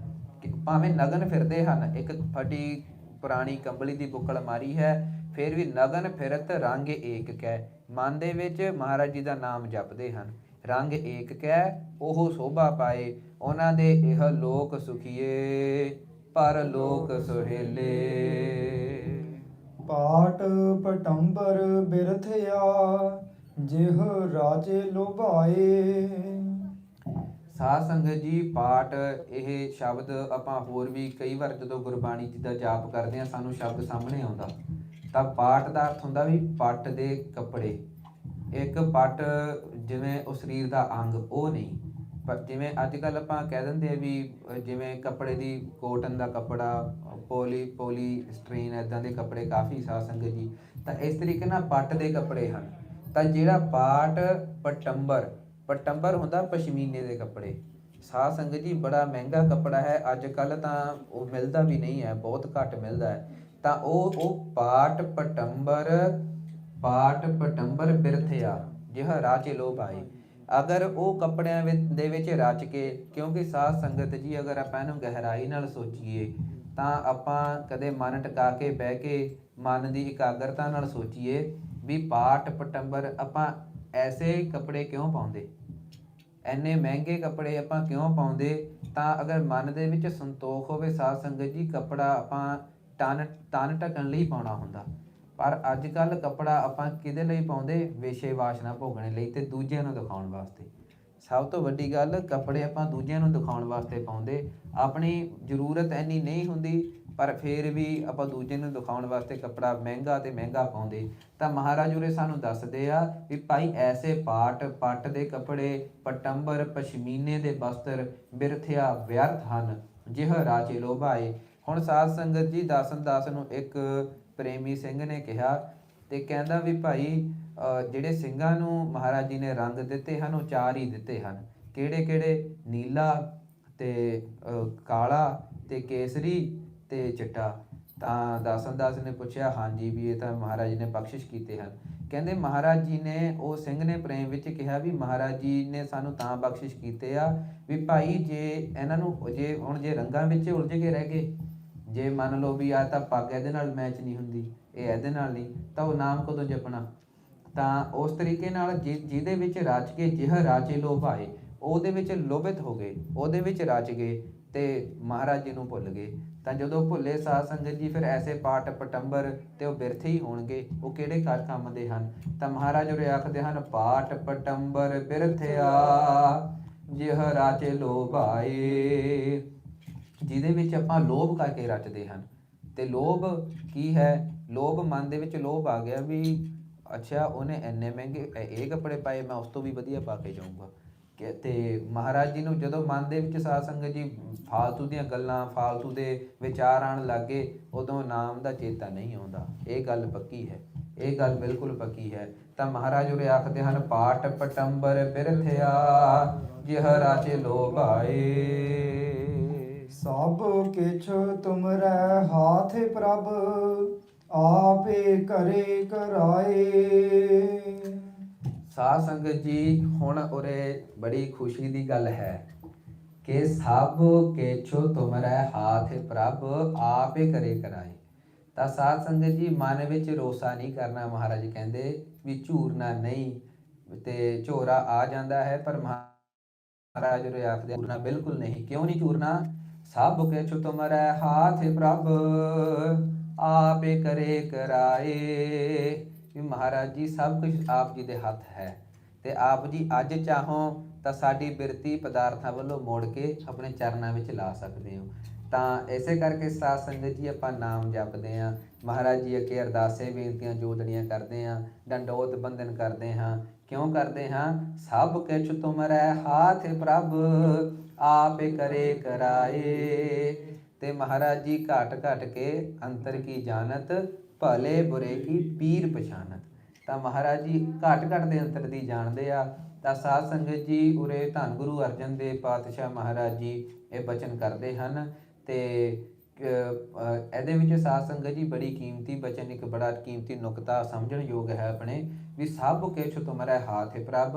ਜਿਹੜੀ ਵੀ ਮਹਾਰਾਜ ਜੀ ਦੇ ਵੀ ਪ੍ਰਭ ਧੰਨ ਗੁਰੂ ਅਰਜਨ ਦੇਵ ਪਾਤਸ਼ਾਹ ਮਹਾਰਾਜ ਜੀ ਸਭ ਕੁਛ ਆਪ ਜੀ ਦੇ ਹੱਥ ਹੈ, ਆਪ ਜੀ ਕਰੇ ਕਰਾਏ। ਮਹਾਰਾਜ ਜੀ ਆਪ ਜੀ ਆਪਣਾ ਨਾਮ ਜਪਾਉਂਦੇ ਹੋ, ਆਪ ਜੀ ਮਹਾਰਾਜ ਜੀ ਉਹ ਕਰੇ ਆਪਣੀ ਪੂਜਾ ਕਰਾਉਂਦੇ ਹੋ, ਤੇ ਮਹਾਰਾਜ ਜੀ ਉਹ ਜਿਹੜੇ ਆਪ ਜੀ ਦਾ ਨਾਮ ਜਪਦੇ ਹਨ ਕਰਾਏ, ਉਹਨਾਂ ਦੀ ਵੀ ਆਪ ਜੀ ਪੂਜਾ ਕਰਵਾਉਂਦੇ ਹੋ। ਤਾਂ ਇਸ ਪ੍ਰਕਾਰ ਉਰੇ ਧੰਨ ਗੁਰੂ ਅਰਜਨ ਦੇਵ ਪਾਤਸ਼ਾਹ ਮਹਾਰਾਜ ਜੀ ਬਚਨ ਕਰਦੇ ਹਨ। ਸਾਸੇ ਸਾਸੇ ਸਿਮਰਤ ਰਹਾ, ਨਾਨਕ ਦਾਨੁ ਪਾਏ। ਸਾਧ ਸੰਗਤ ਜੀ ਇਸ ਸ਼ਬਦ ਦੀ ਅਖੀਰਲੀ ਤੁਕ ਹੈ। ਤਾਂ ਮਹਾਰਾਜ ਉਰੇ ਬਚਨ ਕਰਦੇ ਹਨ, ਸਾਸੇ ਸਾਸੇ ਸਿਮਰਤ ਰਹਾ, ਨਾਨਕ ਦਾਨੁ ਪਾਏ। ਸਾਧ ਸੰਗਤ ਜੀ ਦੋ ਤਰੀਕੇ ਦੀਆਂ ਚੀਜ਼ਾਂ ਹੁੰਦੀਆਂ ਹਨ। ਇੱਕ ਤਾਂ ਆਪਾਂ ਕੋਈ ਚੀਜ਼ ਅਗਰ ਲਿੱਤੀ ਹੈ, ਸਾਡੇ ਕੋਲ ਆਈ ਹੈ, ਤਾਂ ਉਹ ਜਾਂ ਤਾਂ ਆਪਾਂ ਖਰੀਦੀ ਹੋਵੇਗੀ ਜਾਂ ਸਾਨੂੰ ਦਾਨ ਵਿੱਚ ਆਈ ਹੋਵੇਗੀ।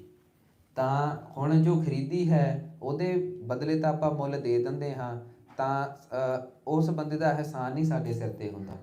ਜਿਵੇਂ ਮੰਨ ਲਓ ਆਪਾਂ ਕਿਸੇ ਦੁਕਾਨ 'ਤੇ ਗਏ, ਉੱਥੇ ਜਾ ਕੇ ਆਪਾਂ ਉਹਨੂੰ ਕਿਹਾ ਭਾਈ ਸਾਨੂੰ 1 ਕਿਲੋ ਦੁੱਧ ਦੇ ਦੇ, ਤਾਂ ਉਹਨੇ ਕਹਿਣਾ ਲਿਆਓ ਜੀ, ਕੱਢੋ 100 ਰੁਪਈਆ। ਤਾਂ ਆਪਾਂ ਉਹਨੂੰ 100 ਰੁਪਈਆ ਦੇ ਤਾਂ ਦੁੱਧ ਲੈ ਲਿਆ। ਹੁਣ ਕੱਲ੍ਹ ਨੂੰ ਅਗਰ ਉਹ ਬੰਦਾ ਸਾਨੂੰ ਕਹੇ ਕਿ ਭਾਈ ਇਹ ਤਾਂ ਦੁੱਧ ਮੇਰਾ ਹੈ, ਆਪਾਂ ਮੂਹਰੇ 'ਤੇ ਕਹਾਂਗੇ ਵੀ ਭਾਈ ਤੈਨੂੰ ਪੈਸੇ ਦਿੱਤੇ ਆ, ਇਹ ਦੁੱਧ ਹੁਣ ਸਾਡਾ ਹੋ ਗਿਆ, ਇਹ ਤੁਹਾਡਾ ਨਹੀਂ ਰਿਹਾ। ਤਾਂ ਸਾਧ ਸੰਗਤ ਜੀ ਉਹ ਉਸ ਵਸਤੂ 'ਤੇ ਆਪਣਾ ਹੱਕ ਹੋ ਗਿਆ। ਪਰ ਦੂਜੇ ਪਾਸੇ ਦਾਨ ਹੈ। ਜੇ ਕਿਸੇ ਨੇ ਸਾਨੂੰ ਵੈਸੇ ਹੀ ਦਾਨ ਵਿੱਚ 100 ਰੁਪਈਆ ਦੇ ਦਿੱਤਾ, ਤਾਂ ਆਪਾਂ ਸਾਰੀ ਉਮਰ ਉਹਦੇ ਕਰਜ਼ਦਾਰ ਰਹਿੰਦੇ ਹਾਂ, ਆਪਾਂ ਉਹਦੇ ਕਰਜ਼ਦਾਰ। ਹੁਣ ਸਾਧ ਸੰਗਤ ਜੀ ਇਹ ਤਾਂ 100 ਰੁਪਏ ਦੀ ਗੱਲ ਹੈ। ਤਾਂ ਜਿੱਥੇ ਆਪਾਂ ਧਿਆਨ ਲਾ ਕੇ ਦੇਖੀਏ, ਧੰਨ ਗੁਰੂ ਗੋਬਿੰਦ ਸਿੰਘ ਖਾਲਸਾ ਜੀ ਮਹਾਰਾਜ ਜੀ ਨੇ, ਪਾਤਸ਼ਾਹ ਜੀ ਨੇ ਕਿਰਪਾ ਕੀਤੀ ਤੇ ਸਾਨੂੰ ਮਹਾਰਾਜ ਜੀ ਨੇ ਸਾਡੇ ਸਿਰੋਂ ਇਨ ਪੁੱਤਰਨ ਕੇ ਸੀਸ ਪਰ ਵਾਰ ਦੀਏ ਸੁਤ ਚਾਰ,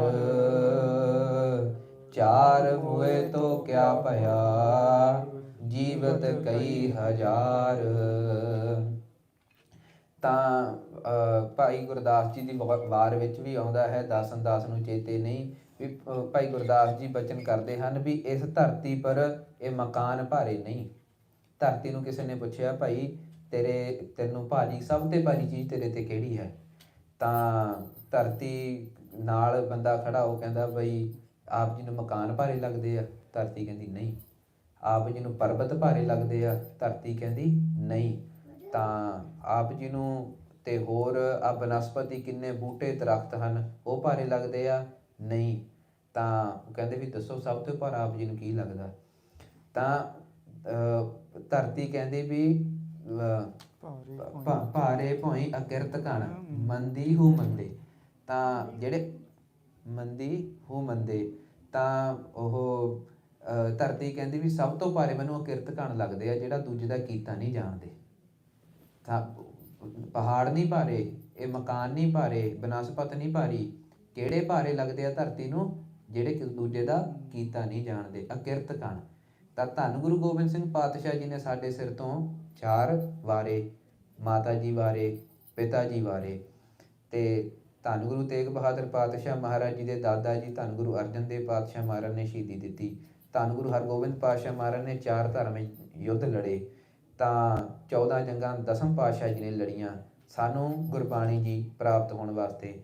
ਨਹੀਂ ਸਾਧ ਸੰਗਤ ਜੀ, ਇਹ ਵਿਦਵਾਨਾਂ ਕੋਲੋਂ ਅਗਰ ਕਥਾ ਸੁਣੀਏ ਨਾ, ਤਾਂ ਸਾਨੂੰ ਪਤਾ ਲੱਗਦਾ ਉਸ ਸਮੇਂ ਸਾਡੀ ਹਾਲਤ ਪਤਾ ਕੀ ਸੀ।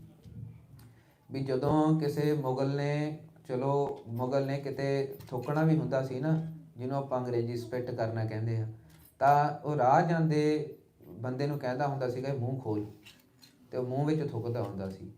ਤਾਂ ਸੰਗਤ ਜੀ ਐਸਾ ਸਾਡਾ ਹਾਲ ਸੀ ਜਦੋਂ ਧੰਨ ਗੁਰੂ ਗੋਬਿੰਦ ਸਿੰਘ ਮਹਾਰਾਜ ਜੀ ਨੇ ਫਿਰ ਰਣਜੀਤ ਨਗਾਰਾ ਵਜਾਇਆ ਸੀ। ਔਰ ਨੌਰੰਗੇ ਦਾ ਹੁਕਮ ਸੀ ਵੀ ਕਿਸੇ ਨੇ ਪੱਗ ਨਹੀਂ ਬੰਨਣੀ। ਮਹਾਰਾਜ ਕਹਿੰਦੇ ਪੱਗ ਛੱਡੋ, ਸਿੰਘ ਦੁਮਾਲੇ ਸਜਾਣਗੇ, 2 ਮਾਲੇ ਭਾਵ 2 ਕੱਪੜਿਆਂ ਦੀ ਪੱਗ ਸਜਾਣਗੇ, ਕੋਈ ਨਗਾਰਾ ਨਹੀਂ ਵਜਾਊਗਾ।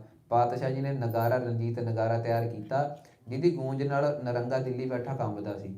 ਤੇ ਦੂਜੇ ਪਾਸੇ ਧੰਨ ਗੁਰੂ ਗੋਬਿੰਦ ਸਿੰਘ ਪਾਤਸ਼ਾਹ ਮਹਾਰਾਜ ਜੀ ਨੇ ਉਹ ਕਹਿੰਦਾ ਕੋਈ ਸ਼ਸਤਰ ਨਹੀਂ ਰੱਖ ਸਕਦਾ। ਧੰਨ ਗੁਰੂ ਗੋਬਿੰਦ ਸਿੰਘ ਮਹਾਰਾਜ ਜੀ ਕਹਿੰਦੇ ਵੀ ਹੋਲਾ ਸਾਡੇ ਸਿੰਘ ਹੋਲਾ ਮਹੱਲਾ ਖੇਲਣਗੇ, ਸ਼ਸਤਰਾਂ ਦੀ ਪ੍ਰਦਰਸ਼ਨੀ ਕਰਨਗੇ। ਤਾਂ ਮਹਾਰਾਜ ਕਹਿੰਦੇ ਵੀ ਜਬ ਹਮਰੇ ਦਰਸ਼ਨ ਕਉ ਆਓ ਬਨ ਸੁਚੇਤ ਤਨ ਸ਼ਸਤਰ ਸਜਾਓ, ਵੀ ਸਾਡੇ ਜਦੋਂ ਦਰਸ਼ਨਾਂ ਨੂੰ ਆਉਣਾ ਤਾਂ ਸ਼ਸਤਰ ਸਜਾ ਕੇ ਆਣੇ ਆ। ਤਾਂ ਸਿੰਘਾਂ ਨੂੰ ਸਾਨੂੰ ਮਹਾਰਾਜ ਜੀ ਨੇ ਜੋ ਸਾਨੂੰ ਅੰਗ ਦਿਖਦੇ ਹਨ, ਇਹ ਤੋਂ ਇਲਾਵਾ ਸਾਨੂੰ ਮਹਾਰਾਜ ਨੇ ਸ਼ਸਤਰ ਅੰਗ ਬਖਸ਼ਿਸ਼ ਕੀਤਾ ਵੀ ਇਹ ਤੁਹਾਡਾ ਅੰਗ ਹੈ, ਇਹਨੂੰ ਅੰਗ ਵਾਂਗੂ ਰੱਖਣਾ। ਤਾਂ ਸ਼ਸਤਰ ਜਿਤੇ ਸ਼ਸਤਰ ਨਾਮੰ ਨਮਸਕਾਰ ਤਾਮੰ। ਤਾਂ ਇਸ ਕਰਕੇ ਸਾਧ ਸੰਗਤ ਜੀ ਉਹ ਸਾਡੀ ਹਾਲਤ ਸੀ। ਮਹਾਰਾਜ ਜੀ ਨੇ ਸਾਡੇ ਤੇ ਪਰਉਪਕਾਰ ਕੀਤਾ। ਤਾਂ ਉਹ ਪਰਉਪਕਾਰ ਨੂੰ ਦਾਸਨ ਦਾਸੀ ਨਹੀਂ ਜਾਣਦੀ। ਦਾਸਨ ਦਾਸੀ ਅਕਿਰਤ ਘਣ ਹੈ ਤੇ ਧਰਤੀ ਦੇ ਸਭ ਤੋਂ ਵੱਡੀ ਭਾਰ ਹੈ। ਧਿਆਨ ਆਪਾਂ ਇਸ ਗੱਲ ਵੱਲ ਦਈਏ। ਤਾਂ ਕਿਉਂਕਿ ਦੂਜੇ ਦਾ ਕੀਤਾ ਨਹੀਂ ਜਾਣਦੇ। ਤਾਂ ਇਸ ਕਰਕੇ ਧੰਨ ਗੁਰੂ ਅਰਜਨ ਦੇਵ ਪਾਤਸ਼ਾਹ ਮਹਾਰਾਜ ਜੀ ਉਰੇ ਦਾਨ ਮੰਗਦੇ ਆ। ਆਪਾਂ ਨਾਮ ਜੋ ਸਾਨੂੰ ਮਹਾਰਾਜ ਨੇ ਸਾਨੂੰ ਗੁਰਬਾਣੀ ਜੀ ਬਖਸ਼ਿਸ਼ ਕੀਤੇ ਹਨ ਨਾ ਸੰਗਤ ਜੀ, ਆਪਾਂ ਇਹਦੀ ਕੀਮਤ ਨਹੀਂ ਉਤਾਰੀ। ਇਹ ਸਾਨੂੰ ਦਾਨ ਵਿੱਚ ਮਹਾਰਾਜ ਨੇ ਬਖਸ਼ਿਸ਼ ਕੀਤੇ ਆ। ਤਾਂ ਆਪਾਂ ਹੰਕਾਰ ਨਹੀਂ ਕਰ ਸਕਦੇ, ਆਪਾਂ ਬਿਲਕੁਲ ਹੰਕਾਰ ਨਹੀਂ ਕਰ ਸਕਦੇ।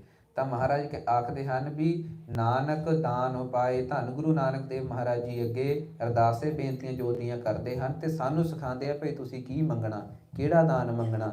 ਤਾਂ ਆਪਾਂ ਨੇ ਕਿਹੜਾ ਦਾਨ ਮੰਗਣਾ? ਸਾਸੇ ਸਾਸੇ ਸਿਮਰਤ ਰਹਾ ਨਾਨਕ ਦਾਨ ਪਾਏ। ਵੀ ਮਹਾਰਾਜ ਜੀ ਆਪ ਜੀ ਦਾ ਨਾਮ ਸਿਮਰੀਏ। ਤਾਂ ਜੋ ਪਿਛਲੀ ਵਾਰ ਆਪਾਂ ਨੇ ਸ਼ਬਦ ਵਿਚਾਰਿਆ ਸੀ, ਉਹਦੇ ਵਿੱਚ ਵੀ ਅਖੀਰਲੀ ਪੰਕਤੀ ਵਿੱਚ ਸਵਾਸ ਨਾਮ ਜਪਣੇ ਦਾ ਸਾਨੂੰ ਮਹਾਰਾਜ ਨੇ ਅਰਦਾਸ ਕਰਨ ਲਈ ਕਿਹਾ ਸੀ।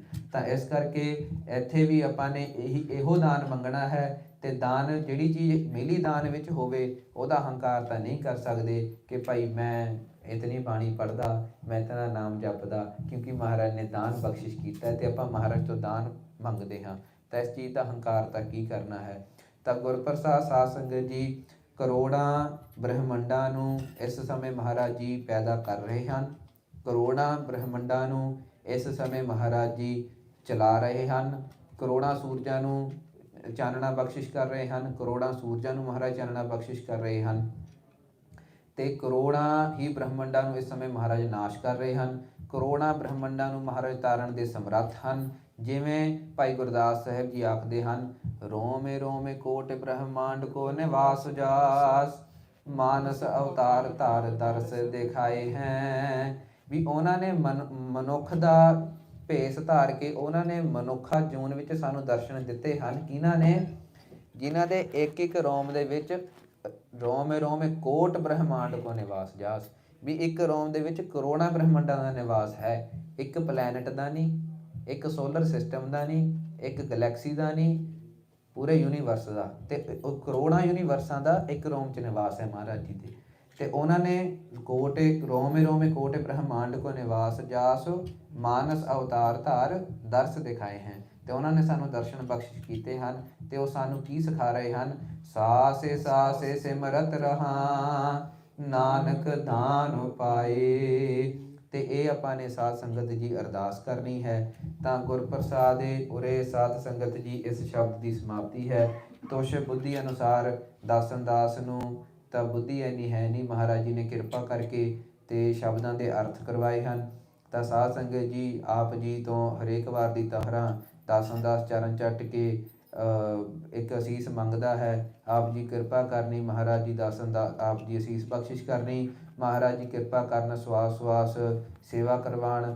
ਤੇ ਜਦੋਂ ਤਾਈਂ ਸਵਾਸ ਹੈ ਮਹਾਰਾਜ ਜੀ ਆਪਣੀ ਕਥਾ ਕੀਰਤਨ ਕਰਵਾਉਣ ਤੇ ਦਾਸਨ ਦਾਸ ਦੀ ਝੋਲੀ ਕਥਾ ਦੀ ਦਾਤ ਬਖਸ਼ਿਸ਼ ਕਰਨ। ਸਾਧ ਸੰਗਤ ਜੀ ਚਾਹੀਦਾ ਤਾਂ ਇਹ ਹੈ ਵੀ ਆਪਾਂ ਸਾਰੇ ਹੀ ਪ੍ਰਚਾਰ ਕਰੀਏ, ਆਪਾਂ ਸਾਰੇ ਹੀ ਕਥਾ ਕੀਰਤਨ ਕਰੀਏ।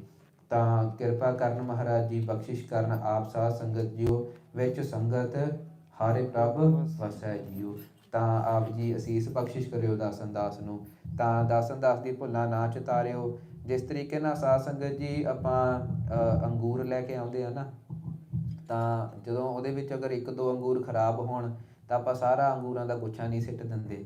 ਤਾਂ ਇਸੇ ਤਰੀਕੇ ਨਾਲ ਸਾਧ ਸੰਗਤ ਜੀ ਜਿਹੜੇ ਜਿਹੜੇ ਨਹੀਂ ਬਚਨ ਠੀਕ ਜਾਂ ਗਲਤ ਜਾਂ ਬਾਹਰ ਹੋਏ ਹਨ, ਆਪ ਜੀ ਦਾਸ ਦੀ ਝੋਲੀ ਪਾ ਕੇ ਖਿਮਾ ਕਰ ਦੇਣੀ। ਜੋ ਚੰਗੇ ਬਚਨ ਹਨ ਆਪਾਂ ਸਾਰੇ ਹਿਰਦੇ ਵਸਾਈਏ ਜੀ। ਤਾਂ ਬਚਨ ਤਾਂ ਧੰਨ ਗੁਰੂ ਗ੍ਰੰਥ ਸਾਹਿਬ ਮਹਾਰਾਜ ਜੀ ਦੇ ਹਨ। ਤਾਂ ਕਿਰਪਾ ਕਰਨੀ, ਭੁੱਲਾਂ ਚੁੱਕਾਂ ਨਾ ਚਿਤਾਰਨੀਆਂ, ਅੱਗੇ ਤੋਂ ਸਮੱਤ ਬਖਸ਼ਿਸ਼ ਕਰਨੀ। ਤਾਂ ਇਸ ਸਮੇਂ ਸਾਧ ਸੰਗਤ ਜੀਓ ਸਮੇਂ ਦੀ ਕਥਾ ਦੇ ਸਮੇਂ ਦੀ ਸਮਾਪਤੀ ਹੈ। ਤਾਂ ਆਖਰੀ ਦੋ ਪੰਕਤੀਆਂ ਪੜ੍ਹ ਕੇ ਤੇ ਆਪਾਂ ਫਿਰ ਸਮਾਪਤੀ ਕਰਦੇ ਹਾਂ ਜੀ। ਸਭ ਕਿਛ ਤੁਮਰੈ ਹਾਥ ਪ੍ਰਭ ਆਪੇ ਕਰੇ ਕਰਾਏ, ਸਾਸੇ ਸਿਮਰਤ ਰਹਾ, ਨਾਨਕ ਦਾਨੁ ਪਾਏ। ਵਾਹਿਗੁਰੂ ਜੀ ਕਾ ਖਾਲਸਾ, ਵਾਹਿਗੁਰੂ ਜੀ ਕੀ ਫਤਿਹ। ਸਤਿ ਸ੍ਰੀ ਅਕਾਲ। To learn more, please visit gursevak.com